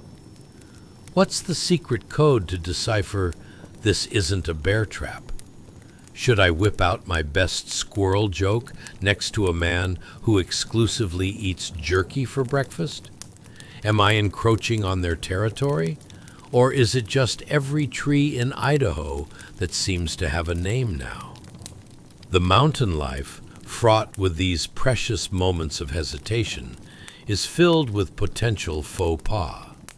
A misinterpretation of a friendly growl might lead to a stern lecture on territorial boundaries, or worse, a high-speed chase involving two confused men, three squirrels, and one overzealous grizzly just wanting to enjoy a quiet evening. As our daring climber inches closer to the pinnacle of this rocky slope, he understands that it's merely a dance of fate. The true art of mountain manhood is not just about the resilience to persevere through wild landscapes, but rather navigating the convoluted maze of friendships and misunderstandings. Now, if only he could find a way to add humor to every cringe-worthy moment, perhaps he'd elevate the whole ordeal into something resembling stand-up comedy. Because really, nothing bonds tough men more than shared laughter. And as he catches his breath and finally spots his destination, a rocky lookout overlooking endless vistas, he realizes that combined with unyielding survival skills and an amusing knack for social blunders, he may very well crown himself the king of mountain men. Yes, the real treasure of the mountains is merely the stories. And let's hope no one ends up as dinner for a particularly disgruntled bear. Ah, the wild, where every ascent is laced with a recipe for comedians, disaster, and a dash of triumph. Who wouldn't want to live in such absurd harmony? Chapter 12. Bill, the nebulous connoisseur of muddy banks. Hey guys, tonight we're standing knee-deep in the elements, learning every little facet about mountain men and their leisurely antics through the muddy banks of 1831. Because what's more tranquil than finding yourself contemplating the hazards of nature while looking like you just escaped a particularly rough sheep shearing? But first, do me a solid. If you find yourself giggling, snorting, or perhaps picturing that over-enthusiastic family member diving headfirst into a pile of laundry, like I am, you know what to do. Like, subscribe, and comment away. But only if you actually enjoy what you hear. No pressure. It's like asking a cat to take a bath. You'll get half-hearted compliance and a bunch of complaints. Now, take a deep breath. Let that cozy blanket wrap around you like protective layering from the existential dread of life decisions. And let's fling ourselves into the heavy boots, or rather, muddy boots, of Mountain Man Bill. Imagine yourself squatting at the edge of a river so frothy and fierce that you might as well be standing next to a caffeine-fueled hippo trying to make a splash at a pool party. Seriously, have you ever considered the thought that this robust river might be harboring secrets more baffling than the guy down the street who insists on putting pineapple on pizza? And just how did his last adventure go? Did he navigate this river, or did it navigate him? Congratulations! You've just woke up in 1831, a year when everything was both an adventure and a trip to the dentist was more frightening than any bear you may encounter. Our friend Bill stands on the muddy bank where the rapid waters tumble with all the fury of a disgruntled toddler who just lost their favorite toy. He's rugged, adorned in buckskins, resembling a particularly rugged piece of furniture in an overly rustic cabin. Can you hear the roar of the river?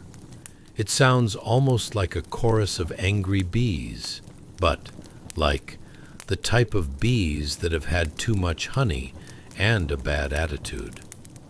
What's the first thing that strikes you as fascinating about Bill? His hair, perhaps? Perfecting the art of unkempt, he could rival any lumberjack on a bad hair day. Seriously, It's like he wrestled a porcupine and lost spectacularly, yet still managed to score massive points for effort. If you pressed him to take a selfie for the family portrait, he might just stare at you blankly, contemplating the significance of modern technology, while fully aware he couldn't recycle the wood from his old cabin to charge a phone. Let's talk about that river and the choices it presents. Is Bill that daring soul who sees the potential of fishing and instead just catches a severe case of regret? Or perhaps he's navigating the inevitable emotional wrestling match with the current, pondering if bringing back an irate fish counts as bringing home the bacon. It's fine. I might not be a proficient fisherman, but who wouldn't appreciate a fish with an attitude? He might muse, with an exaggerated gaze, reflective of a philosopher caught in a monologue about the deep questions of life, like why the stream smells faintly of something resembling burnt toast. The rush of the water fills his ears, guiding him with a persistently soapy soundtrack that rivals the latest chart toppers. It's a remix of nature, a soothing combination of babbling, splashing, and the occasional flop of something overly ambitious trying to jump from one rock to another. Imagine being in awe of what lies beneath the water's surface as he squints into the frothy void, convinced he might just glimpse an old boot left behind by a hapless adventurer, or perhaps a long-gone fish trying to escape the monotony of life on land. And the scent!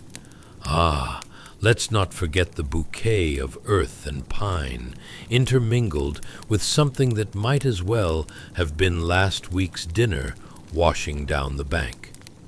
Imagine, if you will. It's like sniffing the air at an extravagant dinner party shortly after the pot roast went awry. Hints of meat, despair, and vague memories of what carnivorous dreams might be like. A true gourmet feast. As Bill contemplates his next move, a sudden inclination strikes him with the clarity of a lightning bolt. He's not just resting by the river, no. This is his version of me time, packed with the philosophical questions of residence in a world where potato chips are a myth and social interactions are rife with potential misunderstandings that might involve bears. Bill is having an internal crisis akin to the modern-day dilemma of choosing between eating leftover cold pizza or attempting to microwave some overcooked kale. Suddenly, he bursts into a chuckle, a sound echoing off the muddy banks like a clumsy echo trying to find its way home. Just moments ago, the river was his battleground, and now it might just be his audience. He thinks to himself, should I practice my best? I may not have fished today, but I'm very charismatic face for the next passing traveler. What would they think of my dedication to muddy aesthetics? And therein lies the most valuable lesson Bill has learned from this robust river experience. Social skills. Because, let's face it, being a mountain man isn't just about wrestling bears or trapping squirrels. It's about getting out there and meeting new faces, whether they be curious travelers, fellow adventurers, or the inquisitive bouquet of pungent flowers that bloom in the spring. This is where his life gets interesting, because when you stand beside capricious waters, you can't help but wonder how to translate all this into conversation fodder that doesn't involve a literal bear with a penchant for snacks. As he steps back, mud squishing between his toes like a poor choice of footwear and a reluctant new friend, he reminds himself that, much like the river, life's surprises often lead you where you least expect. And it's moments like these that weave the fabric of his tales, the comedy of errors that makes surviving the mountains feel less like a solitary struggle and more like an outrageously hilarious group project with nature itself. So, as the frothing river roars its secrets, we'll leave Bill there, muddy and slightly rumpled, adorned by the mountain like a peculiar statue, forever caught mid-giggle, ready to share his next snack-sized tale about not just hunting for food, but quite literally trapping the laughter of life. And that, dear listener, might just be the best catch of all. Chapter 13. The River's Roar. A Mountain Man Adventure Awaits. Hey guys, tonight we're plunging into the frothy chaos of rivers, as turbulent as your last online shopping experience. Sure, we're talking about 1831, when mountain men like our buddy Bill were out there knee-deep in wilderness and allegations of hygiene. Picture this: your first chance to practice swimming in a river that seems intent on auditioning for the role of nature's most unforgiving waterslide. But first, let's be real. If you find yourself chuckling, face-palming, or picturing Aunt Edna's last attempt at using a potato peeler, what a tragedy. You know what to do. Like, subscribe, and share your thoughts. Only if you actually enjoy what you hear, of course. It's like convincing a cat to wash its feet. Good luck with that. So, let's dim those lights like they're in an overly dramatic play where someone just revealed an exceedingly dull family secret. Go ahead and snuggle into your couch or bed, or, if you feel particularly adventurous, a pile of laundry. Just make sure whatever you're resting on is more stable than a jiggly dessert at a talent show. Now, let me toss some questions your way to stitch together a funky quilt of curiosity. Ever wondered how you'd keep a beard so majestic you could lose your car keys in it while navigating a swift river? Or pondered how many types of fish you'd accidentally confuse with an old boot? How did mountain men convince themselves that washing was for city folks? And seriously, if you were required to catch your own dinner, would you opt for fishing or just an overcooked piece of kale left unattended? Congratulations, you've just woken up in 1831, a year filled with its share of Wild West adventures and questionable fashion choices. And right here, at the edge of a bitterly demanding yet spectacularly beautiful river, we meet our rugged friend Bill, who embodies the challenge of the wild like a bear wrestling with a rain-soaked tarpaulin. Imagine stepping onto the muddy banks next to this violent river, frothing and tumbling with a gusto worthy of an over-caffeinated woodchuck on a sugar high. To say it's roaring is a bit of an understatement. It's the cacophony of nature, blending like a bad orchestra left unsupervised and led by wild winds. Think of a blender stuck on muddle mode, complete with bubbling symphony of grumpy fish who might just be contemplating existential crises of their own. As Bill stands there, rugged in his buckskin attire, kind of like a sofa turned bad, the air is thick with the smell of damp earth and something suspiciously reminiscent of that one time the camping trip cooked up more smoke than s'mores. He squints into the depths of the river, transfixed, probably asking himself how precisely he'd look good in the group photo for mountain men who shouldn't be near water. And then there are the trees.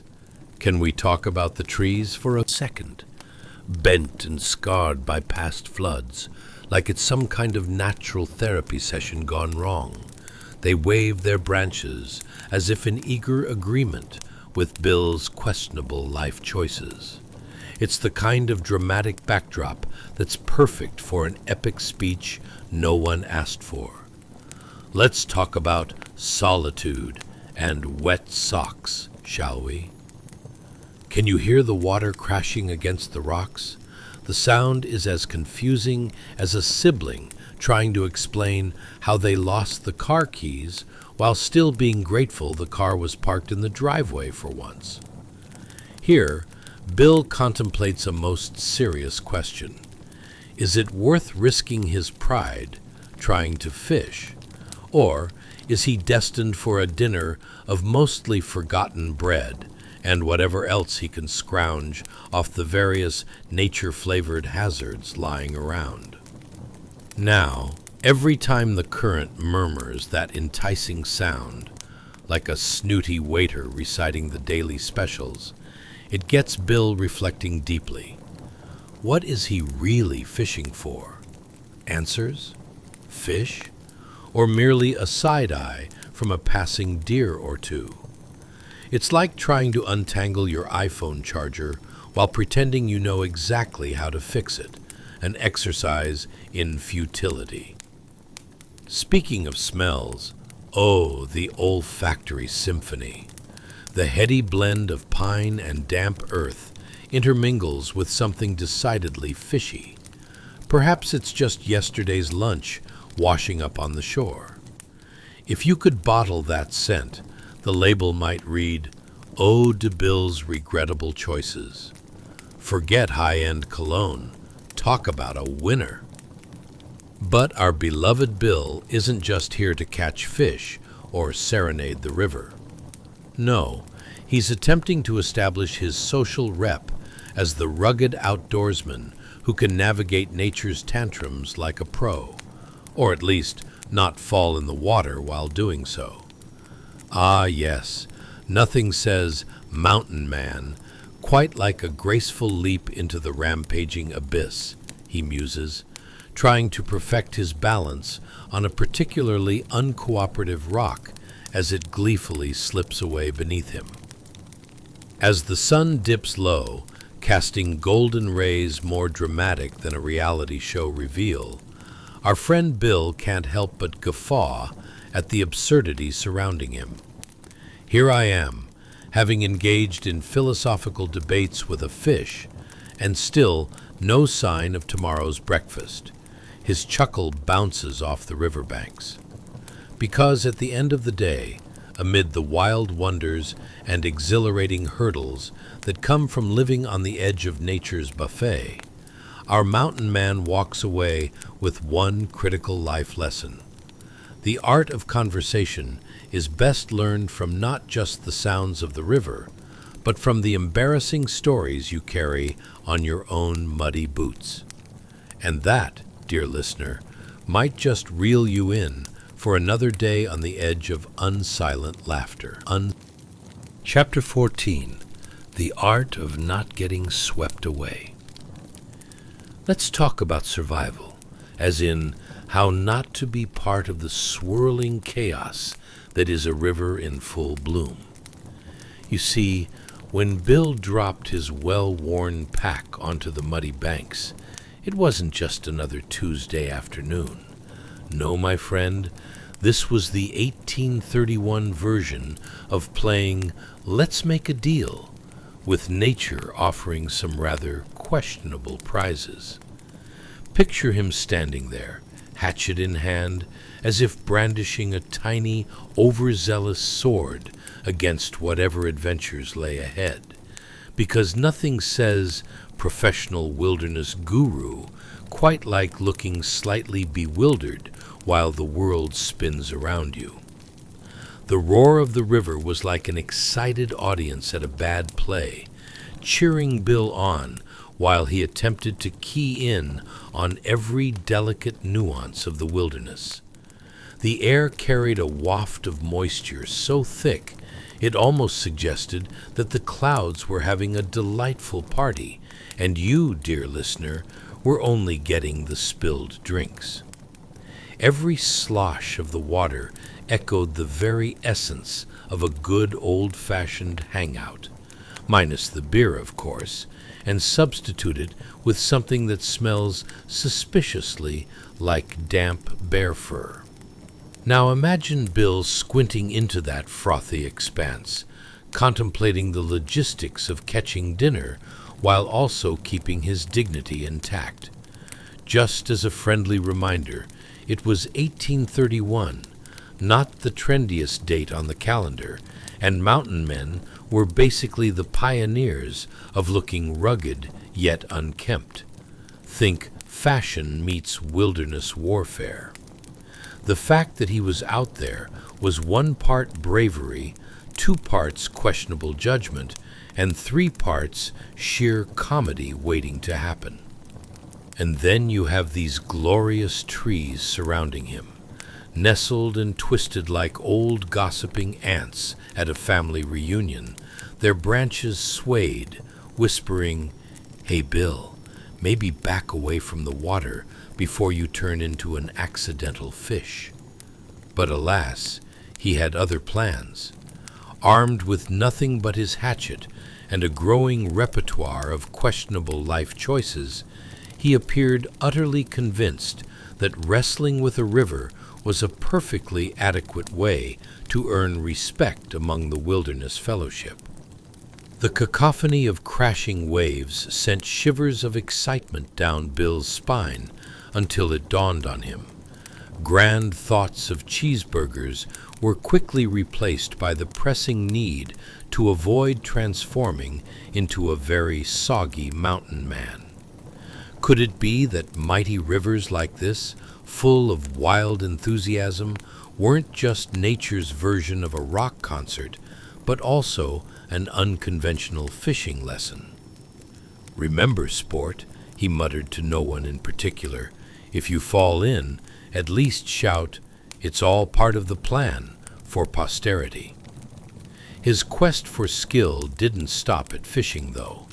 No, Bill was determined to showcase his prowess in the art of not getting swept away. The slippery stones became his nemeses, and the river laughed menacingly, as if saying, "Oh, you thought you'd dance across me like I'm a cheap bar. Floor, how adorable!" And thus our bold Bill tried to channel his best ballet form as he gingerly stepped across those unwieldy rocks. 1 minute, he was looking like an elegantly poised gazelle. The next minute, he was trying to embody a high-diving penguin. "This should have come with a warning label," he murmured, as his foot slid on a particularly rebellious stone, turning gracefully into a minor comedy. The expression on his face was priceless, a comedy of epic proportions that could rival the best slapstick film your grandmother couldn't stop raving about. Let's be honest, if the fish had feelings, every leap and slip Bill made would have sent them into fits of laughter. What's next? A belly flop competition? They might whisper among themselves. Ah, the irony of trying to catch dinner while providing nature's woodland creatures with their own entertainment. Surely they'd post that highlight reel on Vine if they could. As he persisted in his objective to maintain balance against nature's relentless onslaught, the reality hit home. Fishing was less about the actual fish and more about dishing out a crash course on humility. Some folks took years to master their craft. Bill, however, was honing his skills just between splashes and snorts of laughter. His hatchet became less of a tool and more of a dramatic prop, swaying about as he tried his best to channel the wisdom of his forebears. Then came a moment of clarity that washed over him like that unforgiving cold splash from the river. Perhaps the greatest lesson in surviving mountain man life wasn't how to catch fish, but rather how to dodge humiliation. Each slip became not just a dip into the river, but a reminder that life is a little like sock shopping. You can pick whatever striped pattern you want, but you might as well prepare for a few mismatched moments. And as the sun dipped behind the mountains, painting the sky with shades of gold, each exaggerated gesture became a whimsical dance cue in the great ballet of the wild. If nothing else, Bill now felt like he'd hosted the most awkward of dinner parties. Only this time, it was nature that served itself, and he, well, was merely the reluctant guest. With a chuckle and a slight surrender to the whims of fate, it was decided. If he couldn't catch dinner, he'd surely entertain enough to warrant a trophy for Best Dancer in the Wild. Because in those wondrous moments between swigs of water, slippery stones, and a nagging hatchet, Bill learned the most valuable outdoor skill of all. Sometimes survival isn't about preparation. It's about pure, unadulterated flexibility, and a pat on your back for trying not to drown in life's daily antics. Chapter 15. The Mighty Wiki-Up Build-A-Bear Supplement. Let's chat about shelter building, shall we? Imagine you're standing on the cusp of an expansive frontier, and you're not just pondering life's profound questions like, what's for dinner, or why does the lumpy bag I'm sleeping on feel like a rugby field for rodents? No, today you're tasked with crafting something more sacred than your aunt's famous lasagna. A wiki-up. Yes, that's right, a wiki-up, the heavyweight champion of makeshift mountain man living. Picture it, if you will. The air around you is thick with the smell of damp earth, pine needles, and just a whisper of despair as you survey your surroundings like a slightly confused eagle. You're surrounded by sturdy saplings that are about 5 feet high and ready to be tied together in what feels like a lumberjack version of a blanket fort. It's a social evening activity, I assure you, involving nothing but the warmth of pine-scented camaraderie and the knowledge that Mother Nature is sure to chuck her most precarious tempests your way any time now. In the 1830s, at the peak of the American fur trade era, mountain men weren't just dabbling in fur trapping, they were the original DIY Pinterest enthusiasts, minus the sharp sarcasm and filter-free Instagram photos. Armed with wild imaginations and probably a hatchet or two, you are about to step into their shoes, or perhaps just their less than stylish moccasins. Where else could you learn that building a shelter is less about stability and more about convincing yourself that a pile of sticks can psychologically shelter you from bears? Now imagine trying to explain this to someone from a cozy suburban neighborhood. Oh yes, we're just constructing a conical masterpiece from whatever sticks nature blesses us with. It's like a 4-star hotel if the hotel lobby is also a bear's picnic and everyone shares it. With a deep breath, you gather the saplings, each one speaking to you like a kindly old grandparent. Here we are, dearie. Let's make some questionable life choices today. The sound of branches creaking as you lash them together is like an orchestra of apology on behalf of the woodlands. Sorry, trees. I promise I'm not up to anything too mischievous, just a bit of architectural insanity. The Wiki-Up design is as layered as your favorite burrito, each component adding to the richness of your adventure. First, the frame. A sturdy, combat-ready triangle or cone that can easily double as a secret rendezvous for disgruntled squirrels. Oh yes, the squirrels have a lot to say when they see you mishandling their property. If only you could rewind to tell them that today's construction was less about shelter and more about existential crisis.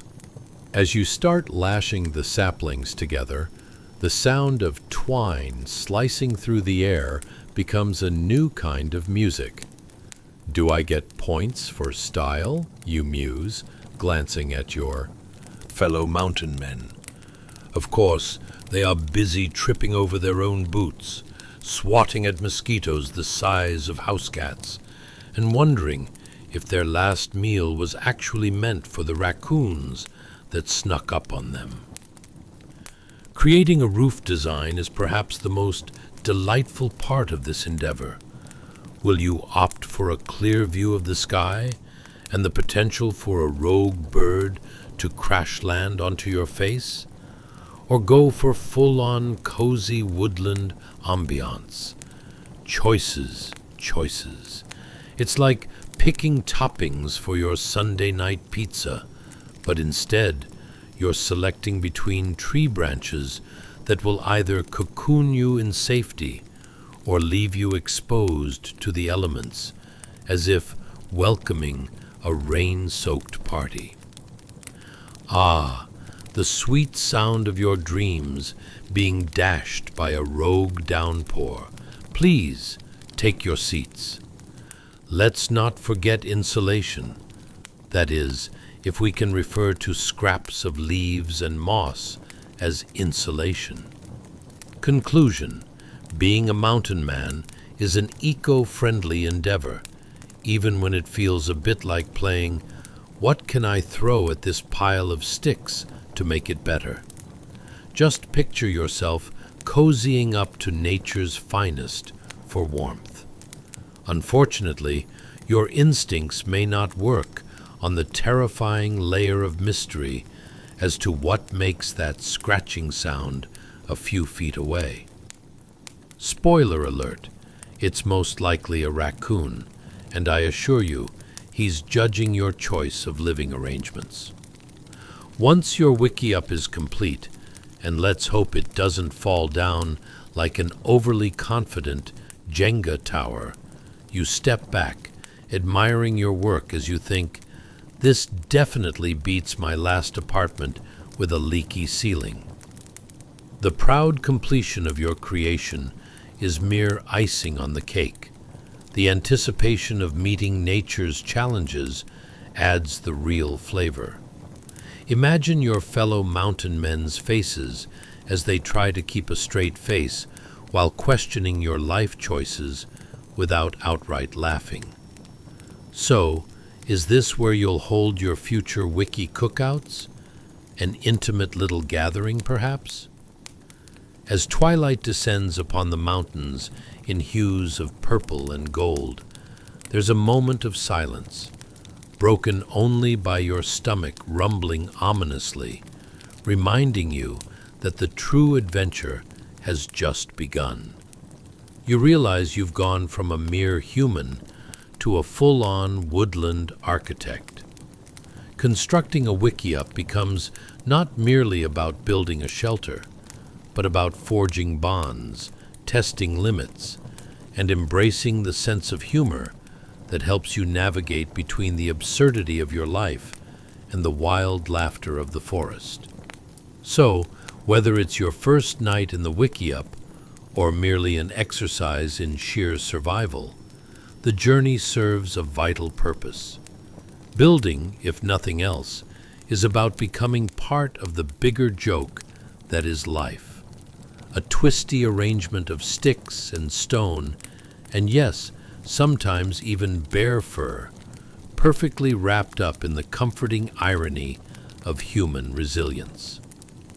And all of this wonderful chaos? It's just another chapter in a very peculiar book on how to evolve gracefully into the role of the ultimate mountain man. Chapter 16, The Pinecone Symphony, a mountain man's master class in waterproofing. Let's talk about roofing, shall we? In your new life as a mountain man, you find yourself knee-deep in the art of creating a shelter that not only keeps out the rain, but also gives off an air of rugged sophistication, like a lumberjack in a tuxedo, if you will. But today, instead of attending a black tie event, you're taking on the noble duty of waterproofing your Wiki-Up. Imagine the moment. The sun is hovering like a lazy spectator in the sky, casting golden rays over the forest, while you stand hunched over, knees practically kissing the ground. You can smell the fresh pine and a hint of sage lingering in the air, mingling with the not-so-pleasant aroma of your last attempt at hunting, which may or may not involve last week's raccoon. Who knew raccoons were so feisty when properly invoked at the dinner table? Equipped with nothing but your rugged charm and a weathered knife, handy for everything from skinning game to slicing unyieldingly tough jerky, you get to work. First, you grab a handful of fragrant pine boughs, twisting and contorting them like they're auditioning for a role in a badly written soap opera. The goal? A waterproof roof that can handle anything from a moderate drizzle to a torrential downpour that would have Noah scratching his head. You methodically layer those boughs, starting from the bottom, an architectural choice that can be credited to a healthy dose of common sense and perhaps a gentle nudge from your inner critic.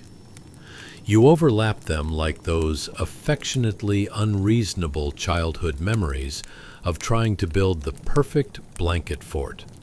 Remember that? Only this time, it's significantly more likely to be attacked by grumpy bears. As you work, the scent of pine fills the air, and you find yourself pondering the very important questions of modern life.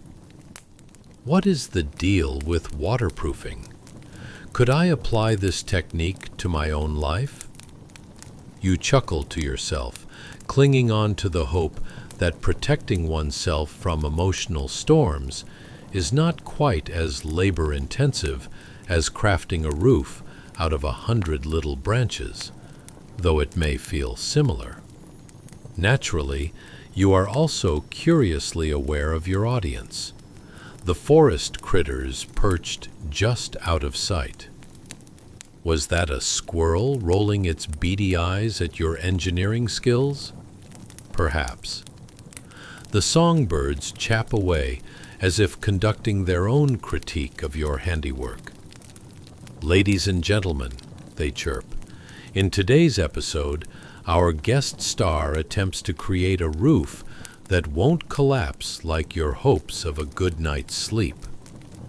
There's a rhythm to this process, something akin to setting a soundtrack to your masterpiece. The repetitive thud of your hands laying the boughs down provides the background music to a symphony only you and the forest can really appreciate, punctuated by an occasional bird squawk that sounds suspiciously like a disgruntled Yelp review. 1 star. The roof was great. The construction, too many pine needles. Gradually, as you layer more boughs, it feels less like you're making a roof and more like you're constructing what the architects call a fish scale pattern. This delightful design, known for repelling rain and snow, acts almost like a natural raincoat, just less fashionable and with significantly more potential for critter housing. If only it could protect you from the crippling embarrassment of tripping over a stump in front of your fellow mountain men. The ambient sounds of western wilderness add layers to the tapestry of your creation. The rustling leaves play a gentle tune, while the wind provides a soft crescendo, nagging away at your self-confidence as you marvel at how each piece both fits and rebels against the other. Why couldn't they just cooperate like fine cheese and wine, you ponder, chuckling to yourself. And hey, let's talk practicality. You eventually learn that proper insulation doesn't come from rare squirrel furs or overpriced marshmallows, but rather these charming layers of pine that could delightfully shed rain like it's auditioning for the role of Best Supporting Actor in a post-apocalyptic nature movie. As the minutes tick by, you layer until your little inflatable rafts of pine boughs resemble the panoramic view of a mountain range, complete with an architectural flourish not seen since the grandeur of medieval cathedrals, or maybe just slightly more crooked than you'd like. "I'm not building a cathedral," you whisper, shaking off the critic within, "just waiting for the next storm to meet and defeat my glorious creation." At last, with a triumphant sigh, you step back to inspect your handiwork, and what do you see? A roof with enough charm to bring even the grumpiest of forest dwellers to tears. If these boughs could talk, they'd surely chatter about the incredible resilience of mountain architecture, possibly interspersed with some well-deserved self-congratulations. Behold, the water-resistant wonderland that is my life choices. As the sun dips lower on the horizon, casting a warm golden hue on your structure, you realize that it's not merely the completion of the roof that brings satisfaction, but the absurdity of the entire experience. You're no longer just a mountain man. You're a proud creator of makeshift architecture steeped in history, and probably a tad bit of mud. So here you stand, a bit dirtier, definitely fractured by the humor of daily life in the wilderness. But hey, at least you know that when the rains come tumbling down, you'll be cozily squished between your expertly layered boughs, giggling with delight at the thought of bears trying to figure out the complex geometry of your quaint abode. And if nothing else, you may have just patented the proud slogan, "Rain, rain, stay away, and no, you cannot come here to play." Not come. Chapter 17. A Snowy Surprise. When Mountain Men Went Soft and Fluffy. Hey guys, tonight we dive into something colder than a snowman's heart on a Minnesota winter night. The 1830s, that heart-pounding era when the mountain men roamed the western American frontier. Picture it, fluffy white flakes drifting down, falling silently against the rugged bark of towering trees, as your thoughts pause, just like nature itself, except for the frantic rush of a nearby river echoing through the silence. Now, before we embark on this comically crisp adventure, let's encourage you to like, subscribe, and leave a comment, because nothing says love like passive-aggressively engaging with an algorithm. But only if you actually enjoy this, of course. No obligation. So, go on. Dim the lights. Maybe pop a fan on. Toss a blanket over yourself and settle into this whole mountain man thing.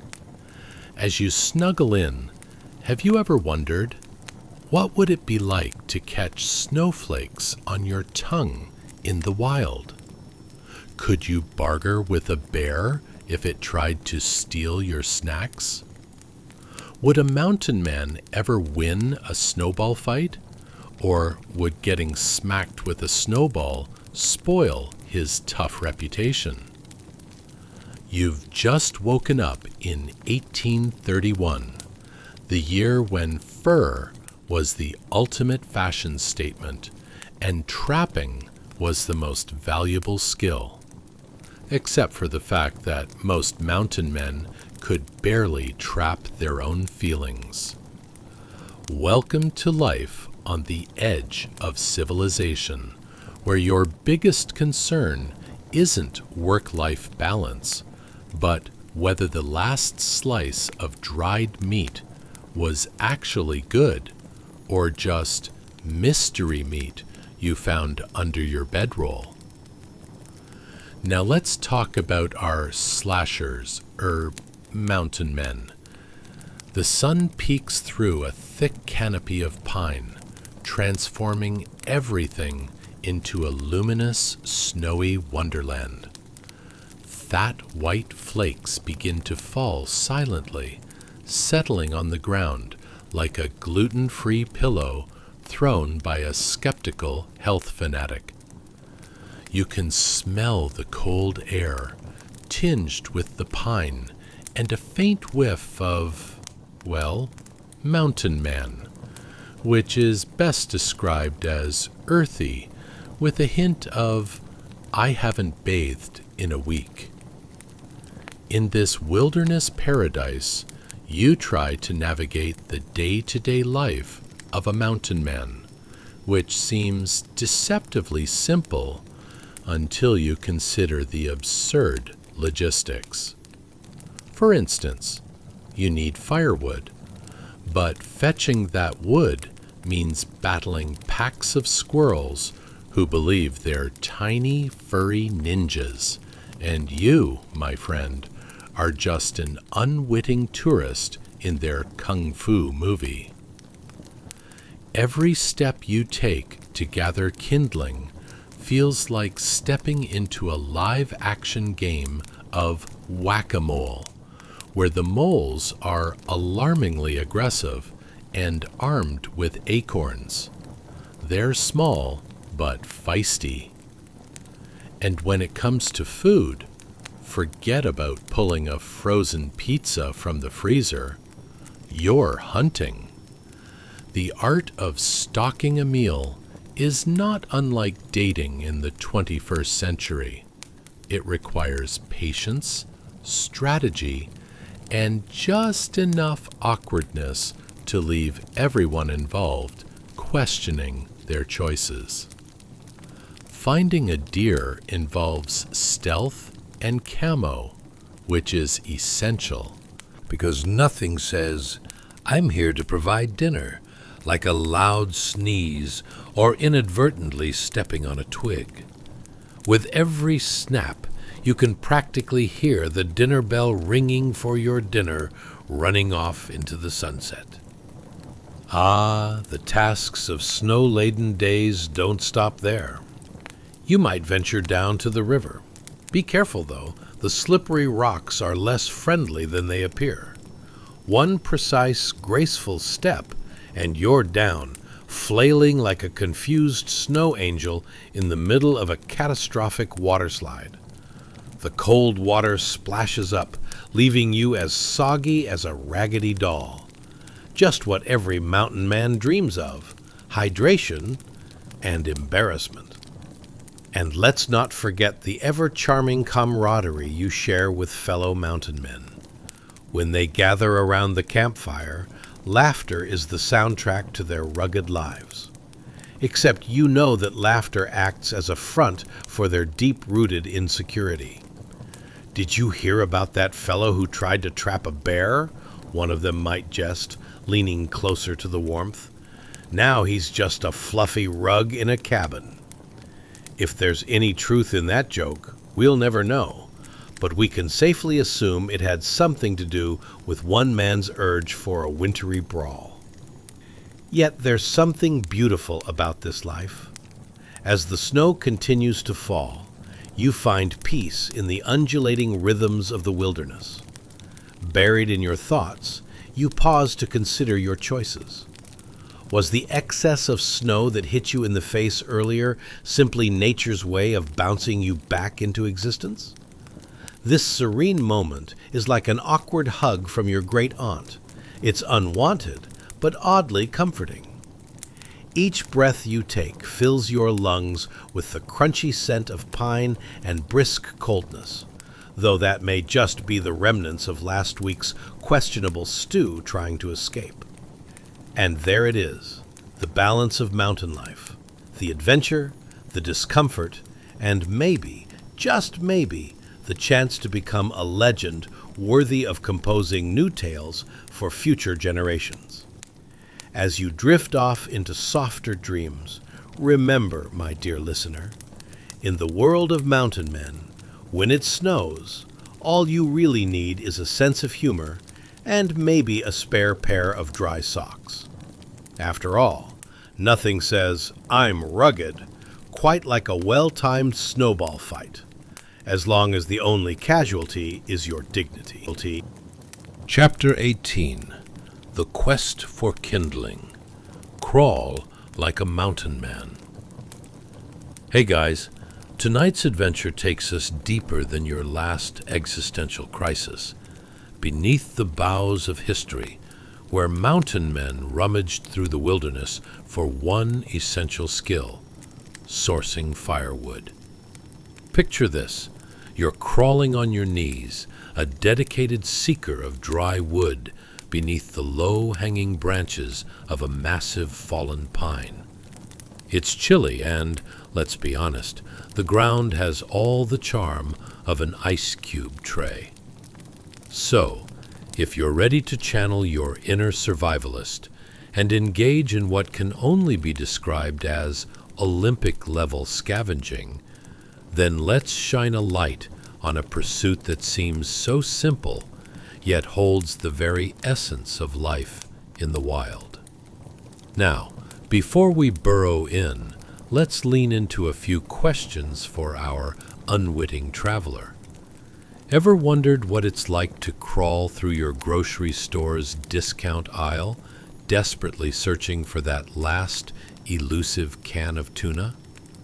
Or how about that feeling when you finally locate the Wi-Fi password and lift your gaze only to find your friend reaching for the last slice of pizza?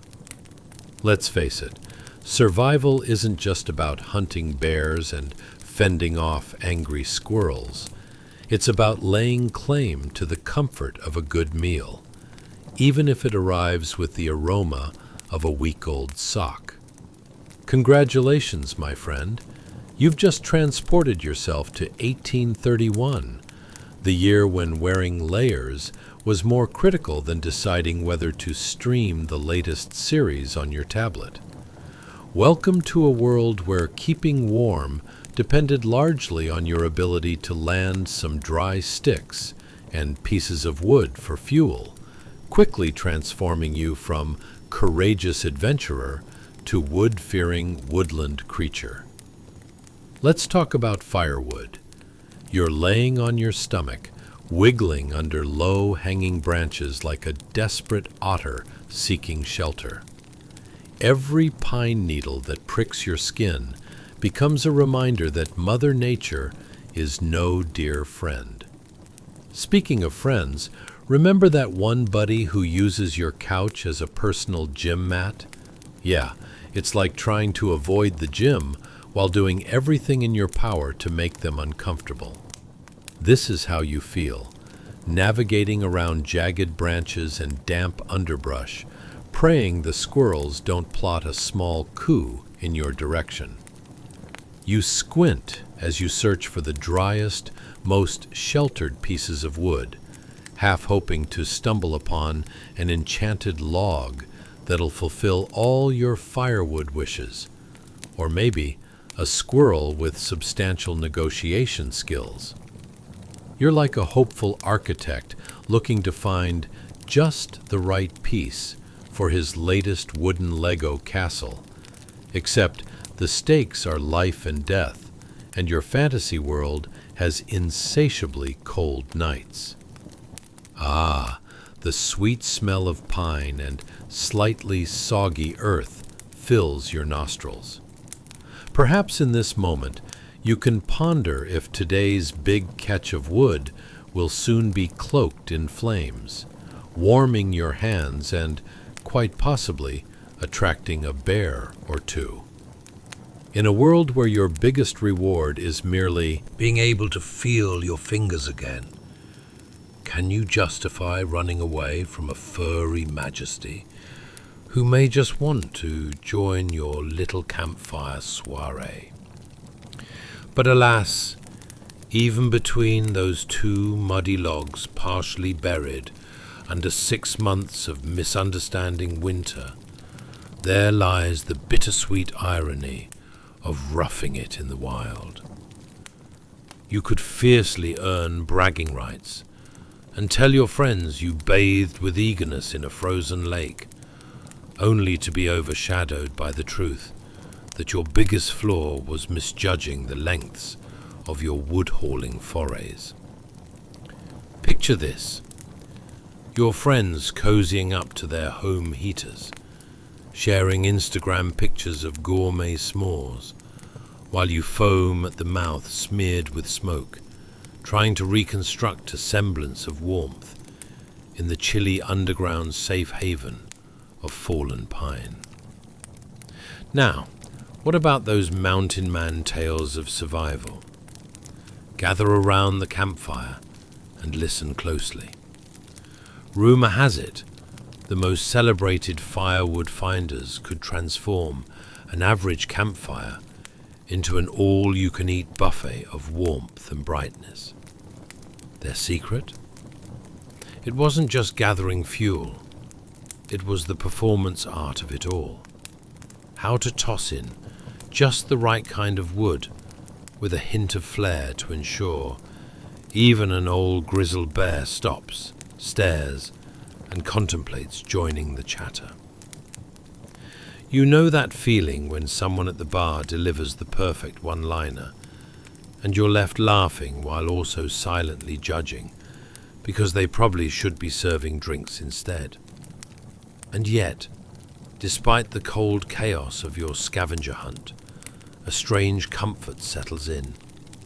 You pause, take a moment to picture yourself, engulfed in snow, buried under relentless pines, radiating pure tenacity. Your rugged exterior filled with birch bark and dreamlike aspirations of how life will be once the fire roars. Ah, the beauty of this wild struggle is found not just in the warmth of flames, but in the laughter shared when everyone else realizes how ridiculous life has truly become.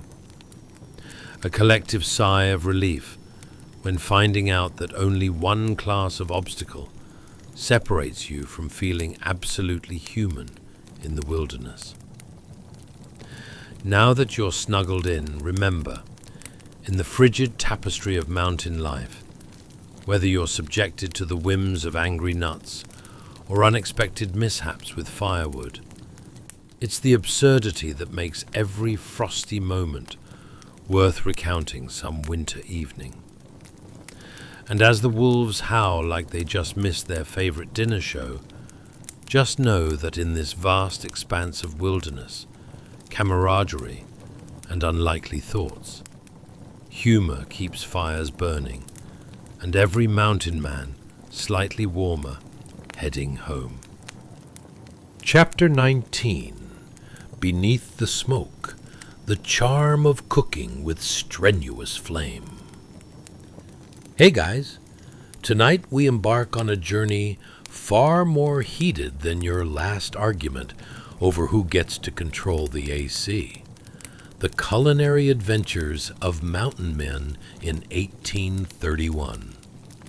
Picture this, a small, carefully built fire crackling inside a wickiup, an iron pot hanging over the flames, while dancing shadows make it reminiscent of a low-budget horror flick featuring a very angry squirrel. You're not just here for warmth. You're hoping to whip up something that, without a doubt, will ensure you eat better than last week's charred leftovers, which, ironically, might have been last week's bear encounter. But before we set that pot boiling, have you ever wondered what it would be like to cook without an oven? Or imagine trying to bake a cake with nothing but a rock and a dream, while the local critters eye you suspiciously. Ever experienced cooking something so burnt that even the smoke alarms issued a very passive-aggressive warning? It's the kind of culinary horror that makes even the most adventurous chef question their life choices. Congratulations! You've just awakened in the wild frontier, where your mealtime expectations are basically a bowl of imagination mixed with just the right amount of wood smoke. It's 1831, the year when mountain men were the ultimate outdoor enthusiasts, yet somehow their gourmet meals seem to hover somewhere between survival delicacy and hazardously charred fate. Let's talk about those endless hours spent trying to turn humble provisions into something close to edible. First things first, let's discuss the joy of sourcing your ingredients. The only thing harder to find than a soulmate in a rom-com is getting your hands on fresh veggies. You're out here wheeling and dealing with nature, foraging like a quirky 19th century hipster. Your knife isn't a fancy chef's blade. It's more like something a lumberjack would keep handy for emergency whittling. You survey the ground like you're competing on a reality show called Survivor, Vegetable Edition. Imagine a world where your best bet for flavor might just be a questionable potato and some herbs that might have been basil a week ago and something much, much more adventurous now. Let's be real. You take a deep breath, rack your brain, and pray whatever herbs you've picked don't end up turning your stew into an edible science experiment. You reflect on how a single burnt bite might fuel the entire town's gossip circuit for years to come. The stuff of legend. Remember when old Joe made that stew? What a fine, fragrant failure. And oh, the glorious art of cooking over an open flame. Forget fancy cookbooks. You're on your own. There's no recipe book guiding you through the soothing sensation of what can only be described as a culinary mild chaos. As you dangle meat over those flickering flames, it's a delicate dance between should be tasty and please don't ruin another meal. Picture this. You try to flip your dinner with the grace of an Olympic gymnast, but end up splattering grease as if you're a toddler wielding a paintbrush for the first time. The sizzling sounds climax as pops of fat join forces with the crackling fire. Your ears pick up a raucous duo of smells, part earthy goodness, and the other part resembling something best described as an abandoned sock. Here's a question for you. Has your culinary choice ever attracted unwanted guests? You know, when the local wildlife suddenly takes an interest in your campfire and decides that your stew is now on the menu? You can practically hear the squirrels snickering as they film their own survival show. Watch as this naive mountain man loses his lunch. Let's not forget the critical part of this operation, the ladies and gentlemen you might have to impress. Your fellow mountain men, rugged and wild-eyed, sitting around the fire like they're preparing for a cooking show audition. And what are you serving up? A bowl of something so questionable that even the pot might declare it has had enough.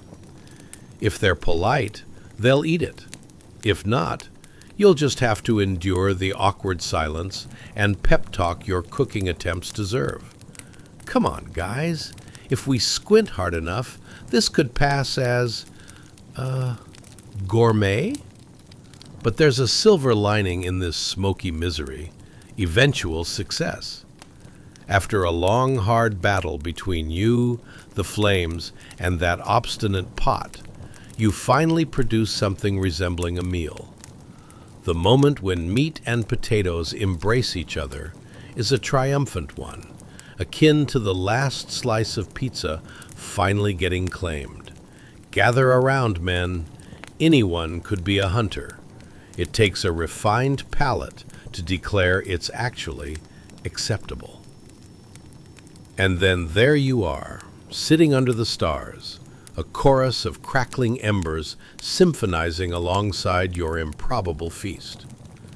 You share tales of epic bear encounters and general absurdities, chortling like you truly own this cooking game. As much as you try to convince yourself that this meal deserves a Michelin star, you remember the great message of the frontier. Any food is good food when accompanied by a good story and laughter. So, as the stars twinkle above like tiny spectators at your grand culinary show, may you rest easy, knowing that in the world of mountain men, sweet triumph lay somewhere between the art of flaming mischief and the ironic accolades of shared campfire stories. Remember, it ain't about perfection. It's about survival, and hopefully not giving future historians something to shake their heads over, muttering, "What were they thinking?" Chapter 20. The Weight of Wilderness. Bill's Vigil by the Fire. Hey guys, tonight we're about to traverse the rugged terrain of creativity, a place where the wilderness meets the ever-watchful eyes of a man named Bill. Picture this, Bill, our protagonist, sitting cross-legged by a fire small enough to roast a marshmallow, but fierce enough to ward off existential dread, gazes intently at the smoke hole above, like he's trying to decode the mysteries of the universe. Spoiler alert, he isn't. This is 1831, a year when mountain men spoke an entirely different language, a blend of grunts, laughter, and a sprinkling of panic. But do you ever wonder what it would be like to live on the edge of civilization, where danger looms like that awkward silence after telling a bad joke? What do you do when every rustle in the brush sends your heart racing? Ever pondered how to roast game while simultaneously managing a crisis because you just remembered your laundry's been sitting in the river since last week? Ah, the complexities of survival. Now, congratulations. You've just woken up in the wild frontier, the land of extravagantly coiffed beards, oversized hats, and an unwavering belief that a good fire could solve all your problems. Here, where Bill sits, You quickly learn that the flickering flames are not just for warmth, but serve as a vivid metaphor for life itself, unpredictably blazing and occasionally burning out altogether.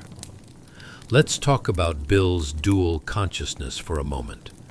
On one hand, he's the quintessential mountain man, rugged, roguish, and remarkably equipped to survive in these untamed lands.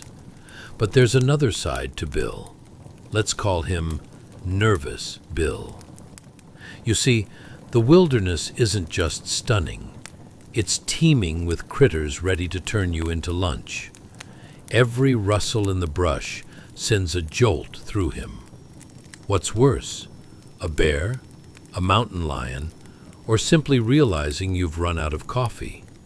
In the currency of fear, all contenders are close to equal.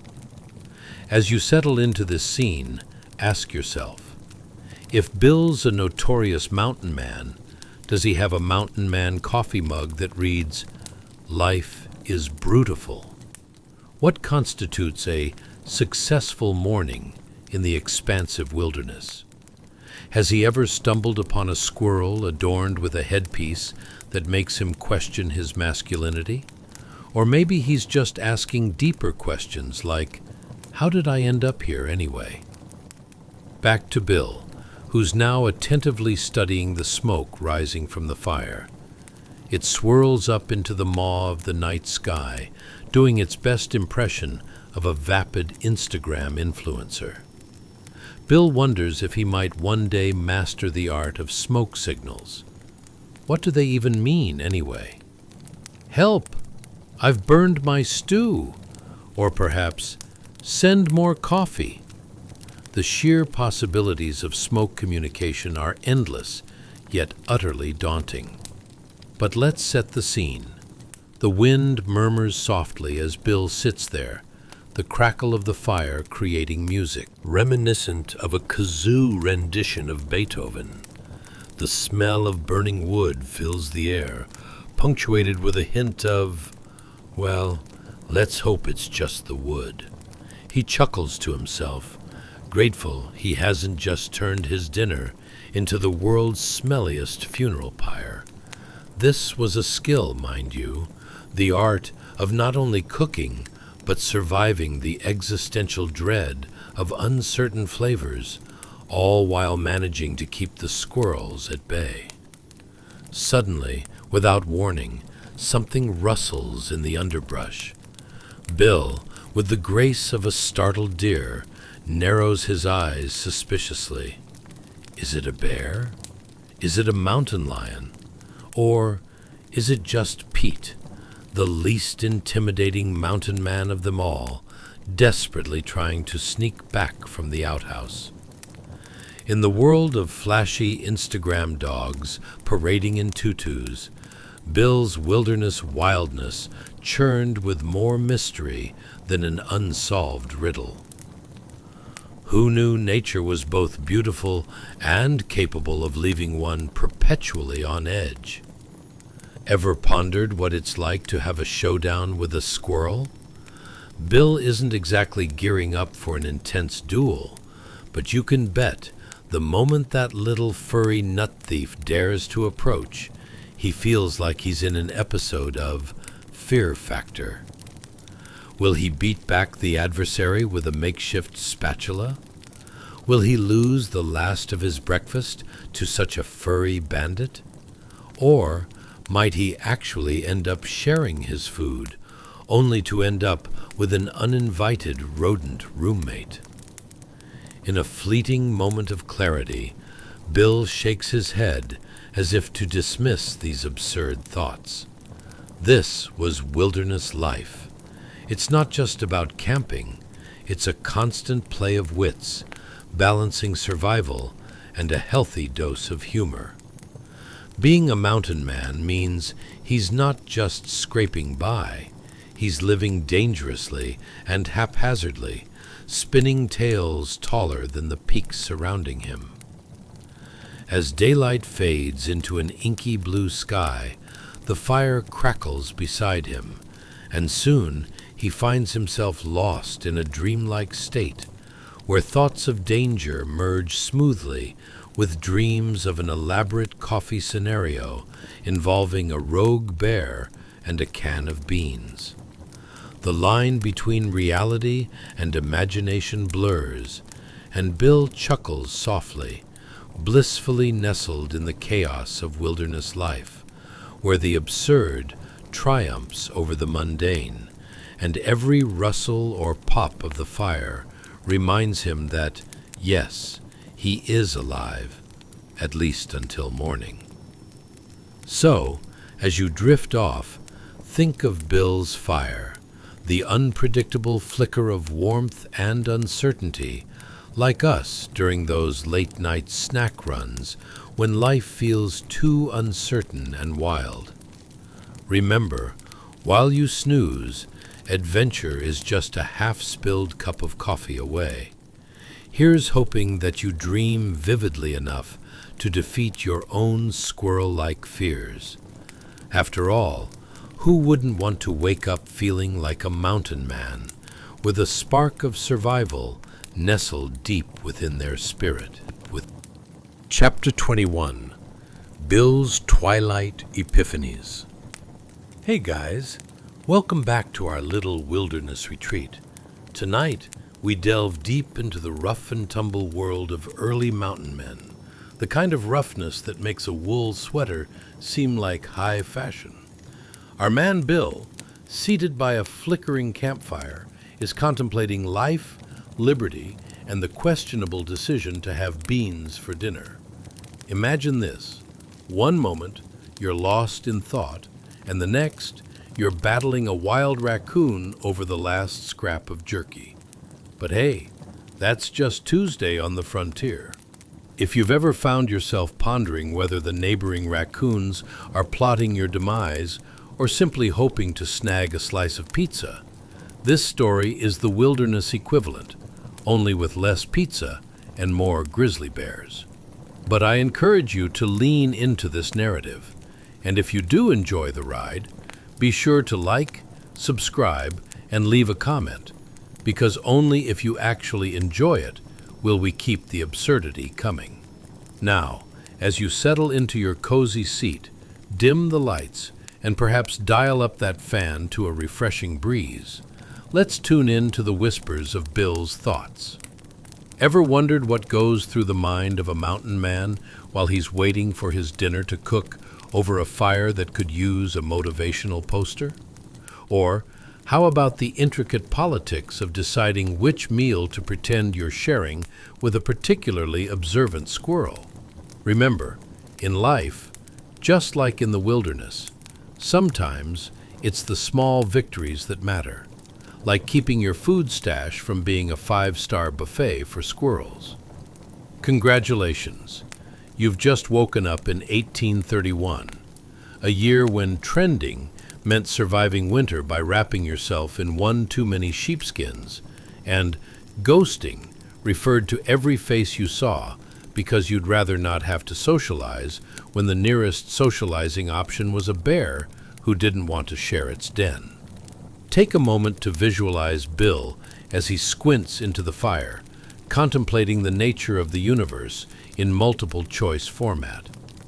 Is it more important to trap beavers or swindle your neighbor out of a pelt? A. Beavers. B. Neighbors. Or C. Just keep an eye on the grizzlies looming in the background like judgmental relatives. For Bill, and every one of us really, decisions like these can feel monumental. When you're a mountain man, the most valuable skills aren't always the ones that seem conventional. Spoiler alert, it's not about how many critters you can trap. It's more about how effectively you can barter with other mountain men who might still think scented candles are coming soon to a valley near them. Let's dive into the soundscape of this wild frontier. Picture the crackling fire, its pops and hisses, creating an overture of chaos, as if the flames were auditioning for a one-man show about survival. The rich scent of burning cedar mingles with tinges of What was that again? Oh no, please be just the wood, please. Not last week's leftovers. The wilderness may be beautiful, but the potential for culinary disasters is even more thrilling. You know, like deciding to construct your very own smokehouse after too much whiskey and not enough foresight. As time drifts slowly by, Bill turns his attention to the shadows cast by his campfire. Am I more man than shadow? He muses, awaiting an answer from the universe. Spoiler, it's not in a hurry. Suddenly, he's struck by an epiphany. He could start a memoir. Titles like Culinary Catastrophes Amongst the Pines and How to Hug a Bear, but maybe not, pop into his mind. And before you know it, he's mentally drafting chapters. Or maybe he's just hungry. It's hard to keep track. But before we dive deeper into Bill's existential crisis, let's talk about the neighbors. Not the ones from your high school, or the ones too close for comfort during the neighborly barbecue. No, these are the simple yet terrifying existence of mountain men allies.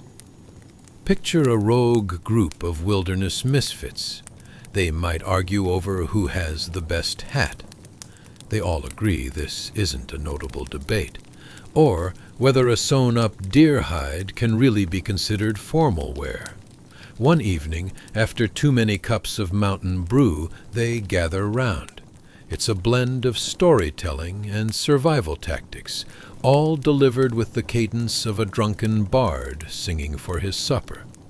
Ever tried to convince a fellow mountain man that duck feathers are not in fact the best choice for insulation? Imagine the debates on the practicality of leather versus fur-lined coats, all with the calm ferocity of a squirrel ready to fight for a morsel of trail mix. Now picture Bill, with camel-colored mutton chops and a visage that positively screams rugged, engaging in these philosophical debates amidst the towering evergreens. Meanwhile, his stomach grumbles. It's either a call for more beans or a warning that a squirrel has taken too much interest in his cooking supplies. As darkness deepens and the night takes over, shadows of Bill's rugged friends begin to blend into the flickering light, morphing into half-formed creatures of lore and anecdote. Every crackle of the fire braids itself with tales of adventure and near misses with ravenous wildlife, as Bill contemplates whether he might be better suited to threaten squirrels rather than battle for their affection. The wilderness, after all, requires not just brawn, but wit, humor, and a willingness to dodge another gourmet blunder that could either burn you or leave you without dinner, and possibly humor, too. So as you drift off to sleep with visions of a fiercely determined mountain man and his burgeoning career as something resembling a comedian, remember, like Bill, you're not just surviving, you're embracing the absurdity and hilarity of life. Any threat, be it a bear, a raccoon, or the existential dread of naming your fear of rodents, can be made into another laughable adventure, just waiting to unfold with every crackle of the fire. Tomorrow, we hope to steer clear of philosophical debates that involve food as a weapon. But who knows? Perhaps we'll find more ways a mountain man can bring humor to the wilderness. Sweet dreams, and may you never face the fate of sharing your lunch with a bear. Chapter 22, Bill and the Cosmos of Coyote Conspiracy. Hey guys, welcome back to another adventure in our whimsical wilderness. Tonight, We're camping out under a sky so densely peppered with stars, you'd think the universe was holding a glittering party and forgot to send the RSVP to Earth. As you wrap yourself in your blankets, hopefully not as stinky as Bill's, you're in for something deeper than the nearest raccoon burrow. The art of mountain living in 1831, a time when the most valuable skills were a mix of outrageous survival tactics and an uncanny ability to dodge overly enthusiastic squirrels who fancied themselves dinner companions. So, if you ever wondered how to barter with your neighbor over a half-eaten jerky stick, or pondered if your friendship with the raccoons next door was actually a ploy for your last slice of pie, you're in for a treat. But do us a favor, only like, subscribe, and comment if you find yourself chuckling at the absurdity of it all. We're not here to force a friendship based on mutual beans, unless, of course, you prefer a diet of canned puns. Now, as you get cozy, dim those lights and turn on a fan that does its best to imitate a soft mountain breeze. Let your mind wander the backwoods of ever-so-sticky tape over your own cozy couch. Have you ever tried to trap a troublesome thought like a wayward beaver? Or wondered why a raccoon wearing something resembling a beret seems to be judging your snack choices? Did your ex ever sneak out in the middle of the night while you were just trying to enjoy a simple slice of pizza? Congratulations! You've stumbled into the rugged domain of 1831, but with fewer relationship complications and more bears lurking behind the trees. You've just woken up in 1831, the year when viral meant that your campfire stew had taken a turn for the worse, and bootlegging was a literal action, like sneaking an extra pair of boots past your buddy.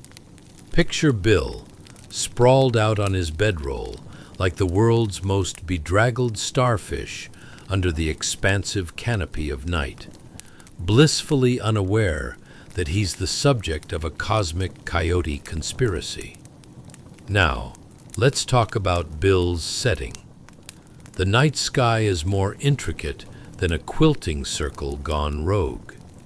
You see, the stars don't just hang there aimlessly. They're twinkling with significance, whispering secrets as wide as the Grand Canyon. The subtle cold, like the gentle caress of an old friend who may just have a hidden agenda, seeps through Bill's threadbare cloak, reminding him that he's one long, chilly night away from desperately seeking cover under a bear's backside if push comes to shove. Meanwhile, the sounds around Bill present a mixed bag of nature's soundtrack. The rustling of leaves, the occasional hoot of an owl that sounds suspiciously like it's offering unsolicited life advice, and the distant howling of coyotes. Those coyotes are perhaps the furry philosophers of the frontier, plotting their next great scheme, or simply singing the ballads of their ridiculous rodent pursuits. And Bill, with a deep distrust of civilization, has come to believe there's an ongoing dialogue, a coyote cabal, if you will, debating the merits of boldly bawling out and performing gymnastics for unseen audiences. Ever hear a coyote laugh? Imagine a high-pitched giggle punctuated by a burp. That's your coyote conspiracy in action. Life as a mountain man isn't about mere survival, my friend. It's a performance art of existential dilemmas, from evading cunning creatures to pondering how to make delightful barter negotiations without resorting to shouting at your neighbor's chickens. Picture Bill, eyes locked on the twinkling cosmos, calculating whether he'd rather converse with a bear or take his chances arguing with a fellow trapper over the last available salt lick. Spoiler alert, both options seem equally perilous. Bill thinks he might write a letter to the universe, or at least a haiku on the art of barter and celestial navigation. O stars, O fate, can I trade a beaver pelt for a warm embrace? The real question, however, is whether a beaver pelt is as dynamic as a coyote's caper. At this point, even the stars above seem to smirk, twinkling with a sense of mischief that suggests they know more than they let on. But let's not forget that Bill has to keep track of the other residents of this midnight drama. The mountain men, rugged yet ironically vain, often vie for title of King of the Campfire, a contest decided by who can recite the most amusing fish tales, or, more realistically, who can make the best stew from whatever isn't trying to eat you first. So you have a nightly gathering where the ambience is filled with laughter, back-patting, and the occasional shriek of a raccoon that snatched someone's rations. The art of mountain living involves not just trapping and hunting, but a level of social acrobatics that would make a circus ringmaster blush. Each evening, after a long day of snagging wayward trout or threatening bears with the fiercest scowl, Bill and his friends engage in hours of culinary improvisation. Echoes of "not the beans again" and "these mystery stew experiments will be the end of me" ring across the campfire, blending seamlessly with the conversations of critters performing their midnight show. Think So You Think You Can Dance, but starring a cast of suspiciously fat raccoons. With that, we bring you back to Bill and his celestial reflections.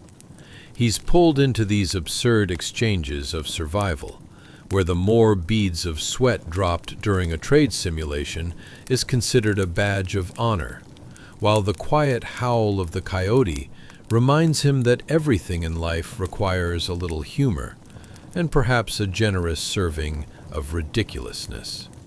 So, as you meander through the olden woods with Bill, remember that the jokes about life on the frontier are timeless.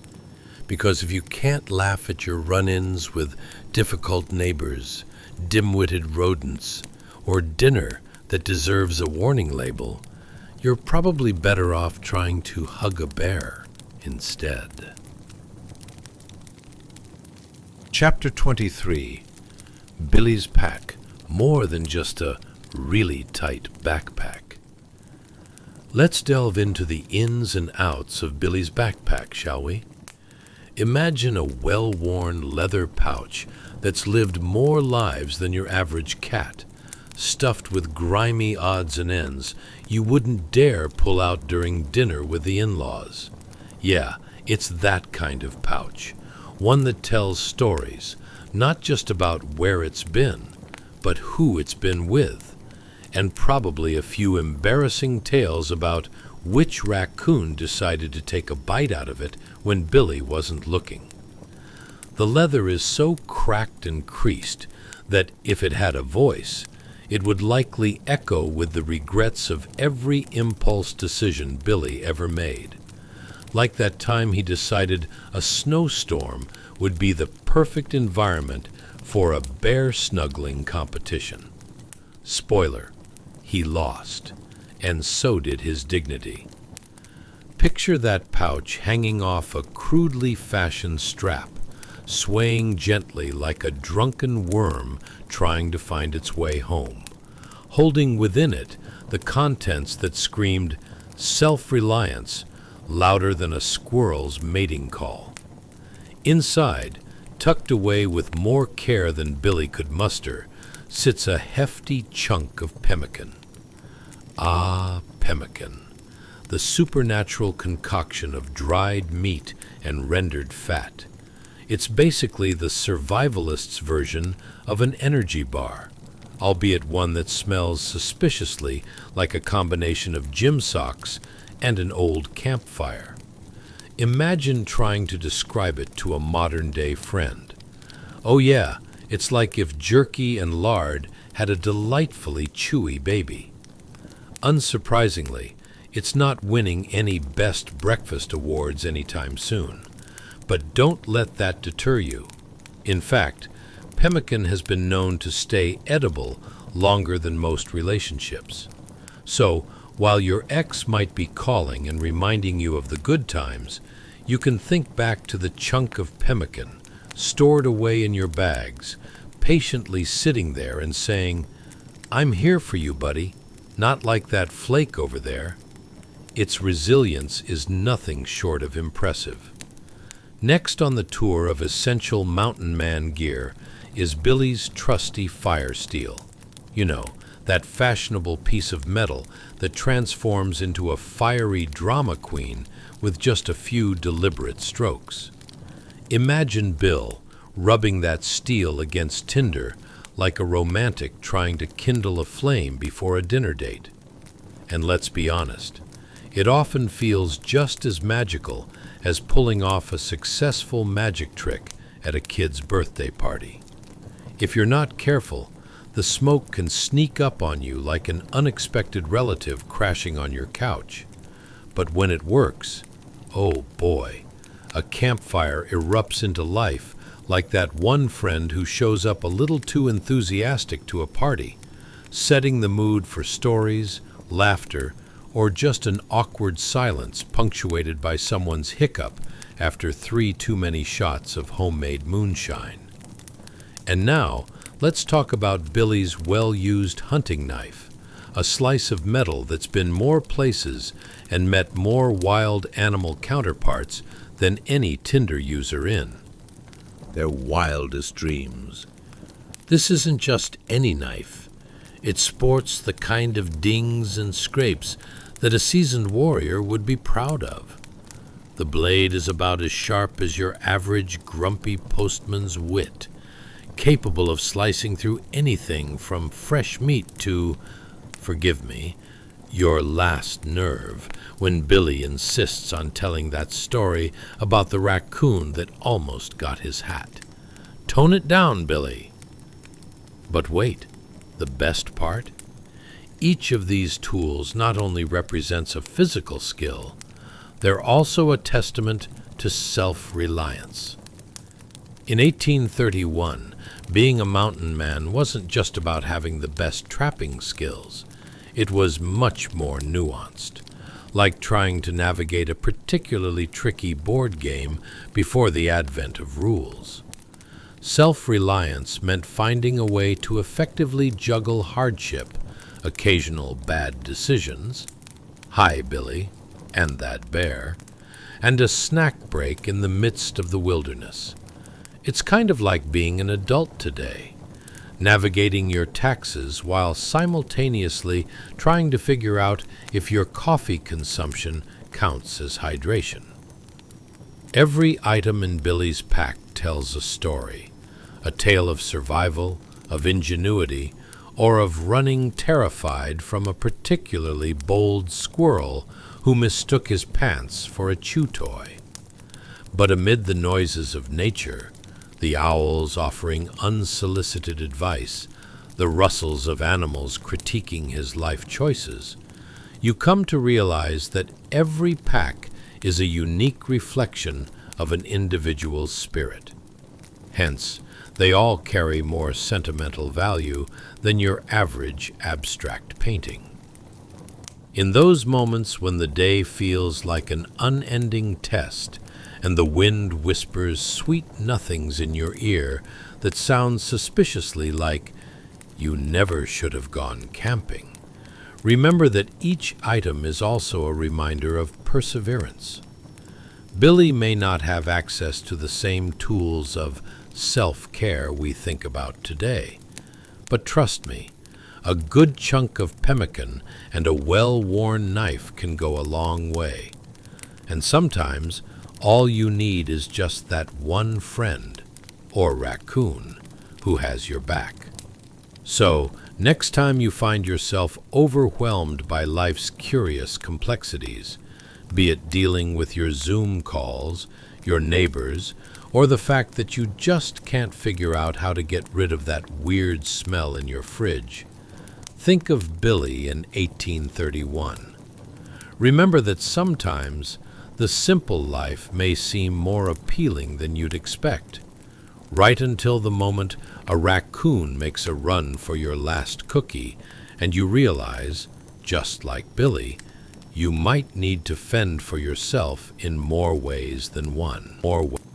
Chapter 24. The frosty embrace of nature's most valuable mountain man's skill.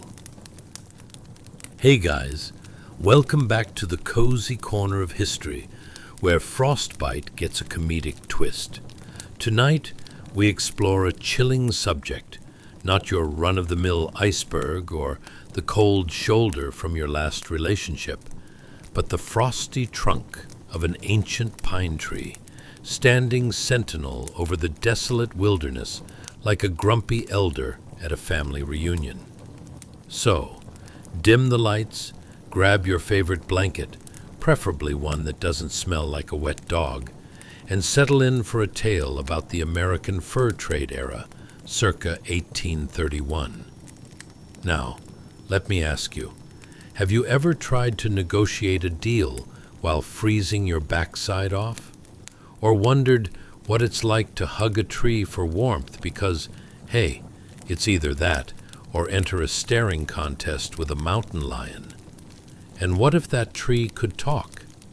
Would it offer solid advice or simply shake its branches in disapproval at your life choices? Well, congratulations. You've just woken up in 1831, where your primary concern isn't refreshing your Instagram feed, but finding out if you can survive the next 24 hours in the great, frosty outdoors. Here, the most valuable skill for a mountain man isn't trapping fuzzy critters to make a stylish hat. No, it's about embracing the harsh realities of nature, like cozying up to a tree and hoping it won't judge you as harshly as your last Tinder date did. As you venture into this wilderness, raw and rugged, you reach out, fingers brushing against the rough, frost-covered trunk of an ancient pine. Feel that texture?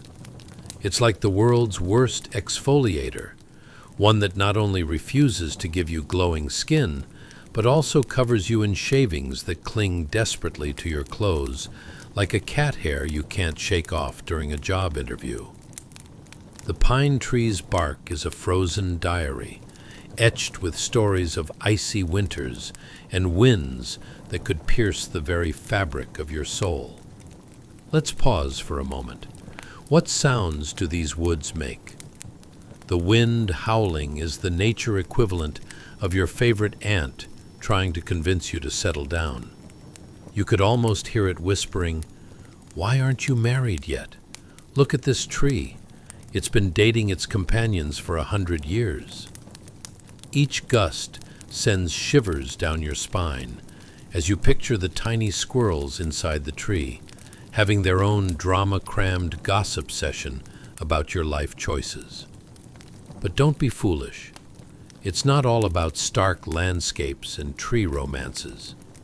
In a place like this, survival means mastering the art of self-reliance, which is basically adulting on steroids.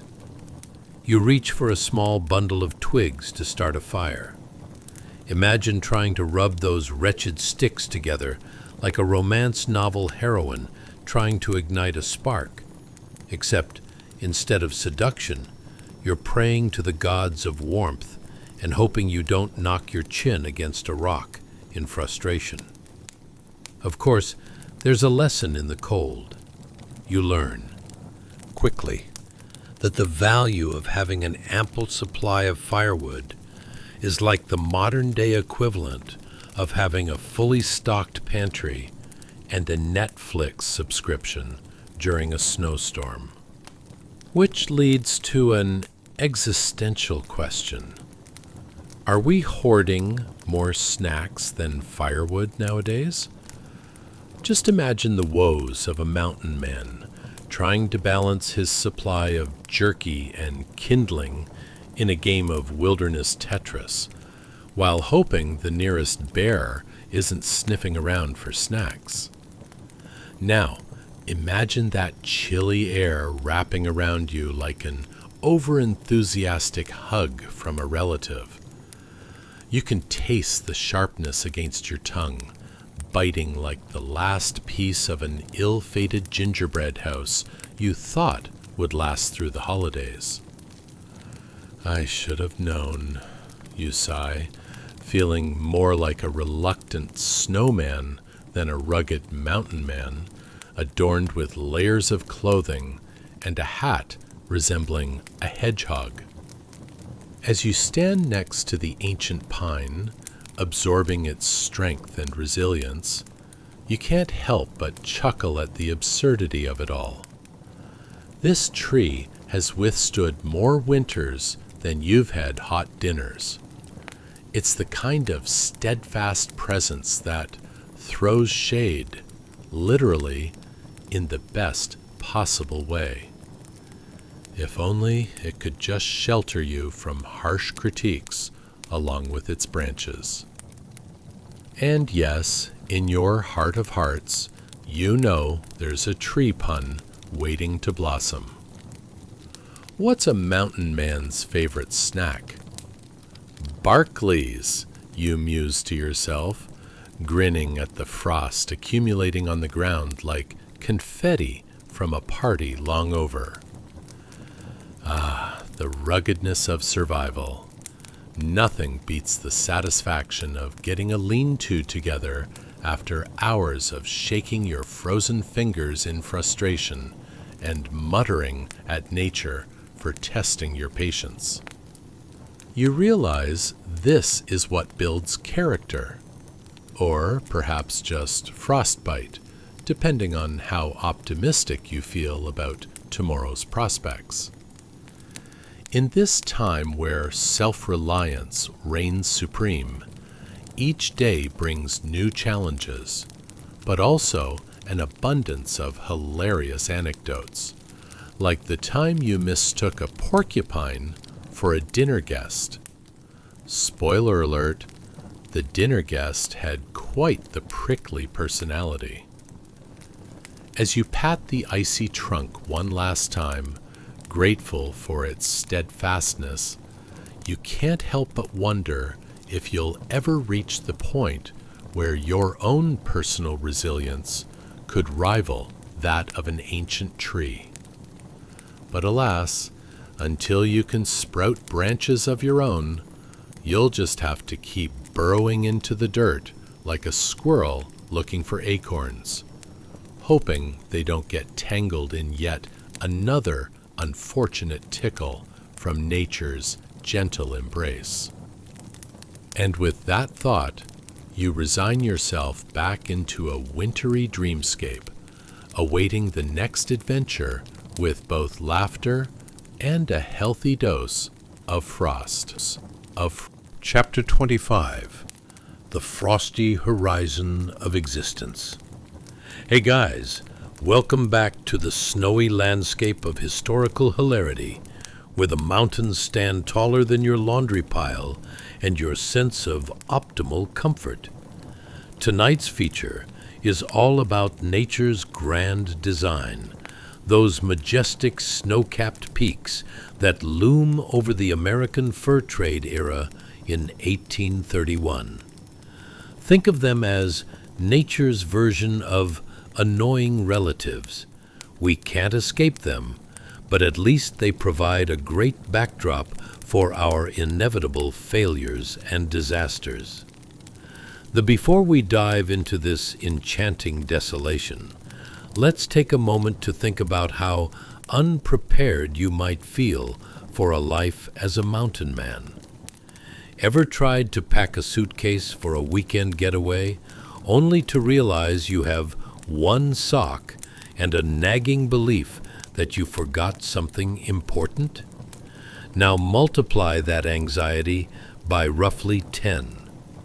Imagine yourself in the wilderness, where your biggest worries include whether you'll catch dinner or, whether you'll get caught having dinner with an actual bear because the fish were too slippery. And let's not even start on how you'd negotiate your way out of awkward social situations under a canopy of pine trees rather than at the office water cooler. Have you ever pondered if a grizzly bear would give you a better pep talk than your high school gym coach? Congrats on your upgrade. You've just woken up in 1831, when nature was less of a friend and more of a cunning adversary. As dawn breaks over the rugged horizon, you find yourself in a sacred cathedral of peaks, tall, snow-capped, and daring you to forget about your laundry piles. The colors shift from the dark blues of night to a soft blush as the sun rises, casting golden rays that make you feel simultaneously insignificant and overly emotional about the universe. It's like that moment when your favorite jam comes on the radio unexpectedly. You're filled with gratitude and existential dread all at once.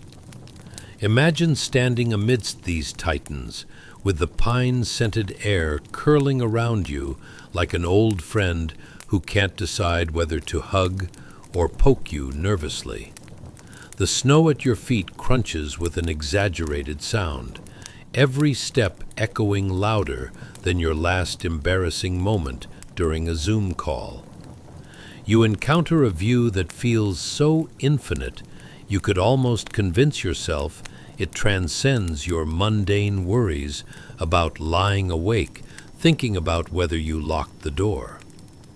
But hold your horses, or rather, your sled dogs. You're not simply there for the view or to contemplate your life choices. You're here to thrive in the wild, which isn't as glamorous as the movies make it appear. The biting air sets a chill deep in your bones, kind of like that last cold email you were brave enough to send, only to have your boss read it aloud during a meeting. Yes, it's just that cold.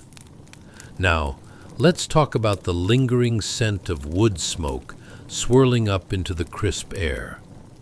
It's comforting until you realize that every other person within a mile is trying to hunt down their breakfast, the same way you're contemplating whether to give up on adulting and just start a squirrel commune. That woodsy smell brings back memories of home, or at least a distant patch of civilization, where warm sandwiches and take-out coffee exist. This landscape breathes life in slow cycles, showing off the eternal battles between earth and sky, like a dramatic reenactment of your awkward teenage years at a high school play. The clouds drift lazily, whispering about the mysteries hovering over the peaks. You almost feel like you're about to discover something profound, like how the best way to start a fire isn't just that nifty Tinder app you downloaded while the city was still on lockdown. Now picture this. You glance at the trees, their branches frosted white, and you can't help but wonder if they've thrown themselves into this frozen masquerade for pure showmanship. Are they trying to impress the peaks across the way? Look at my branches. They're trimmed beautifully in ice. Take that, weather. Meanwhile, the mountains stand stoic, like that one cousin who never laughs at family feuds, just gazes on with slight amusement, silently judging the entire picnic. Out here, every moment feels poignant. like a philosophical essay you forgot to write back in college. Yet every second is laced with a layer of absurdity. Have you ever tried capturing an epic view, but ended up accidentally filming your finger instead? Congratulations. This is your life in a nutshell. Grandiosity and immense unfiltered humor. The contrast between man and nature is as stark as your mood on a Monday morning versus a Saturday night. You might find a snowdrift that resembles a fluffy marshmallow, only to discover that it's just as hard and unforgiving as your attempts to break up with Netflix. And yes, somewhere beneath the majestic, cold splendor is the engaging thought. You might actually kind of love it here. So, as you rock back on your heels and look around, realize you're part of something profound and hilariously outdated.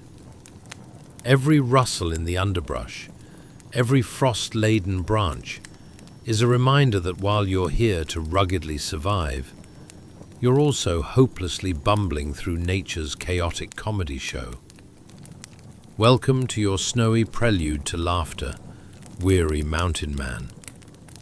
You're doing great, despite the fact you might just step on the family of porcupines that thought they were having a private meeting in your path.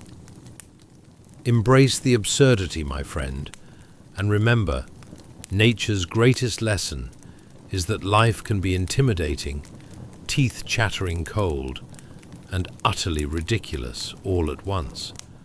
Just like navigating that frozen stretch of ice in front of you, hoping your balance holds as you go tumbling. Like a historic slapstick comedy, unfolding one step at a time. As our journey through the icy ridgelines and chaotic campfires of frontier life winds down, take a moment to breathe deeply and settle into the warmth of your blanket. Tonight, we walk beside mountain men who woke up colder than leftover stew, wrestled with stubborn boots, negotiated with bears, sometimes on purpose, sometimes by accident, and survived days that were equal parts danger, comedy, and sheer confusion. Their world was a constant balance of hunger, frostbite, questionable cooking, and the hilarity of simply trying to exist without being eaten by something with claws. But beneath all the absurdity, one truth kept glowing like a small fire in a snowstorm: their resilience. These men endured storms that erased the horizon, loneliness that echoed through the pines, and challenges that pushed the limits of human grit. They survived not because life was kind, but because they learned to meet hardship with patience, humor, and the quiet determination to keep going, step by difficult, freezing step. And as we reflect on their struggles, their discomforts, and their often unintentional comedy, it's hard not to feel a wave of gratitude for the simple luxuries we take for granted. Soft beds, hot meals, clean clothes, a thermostat.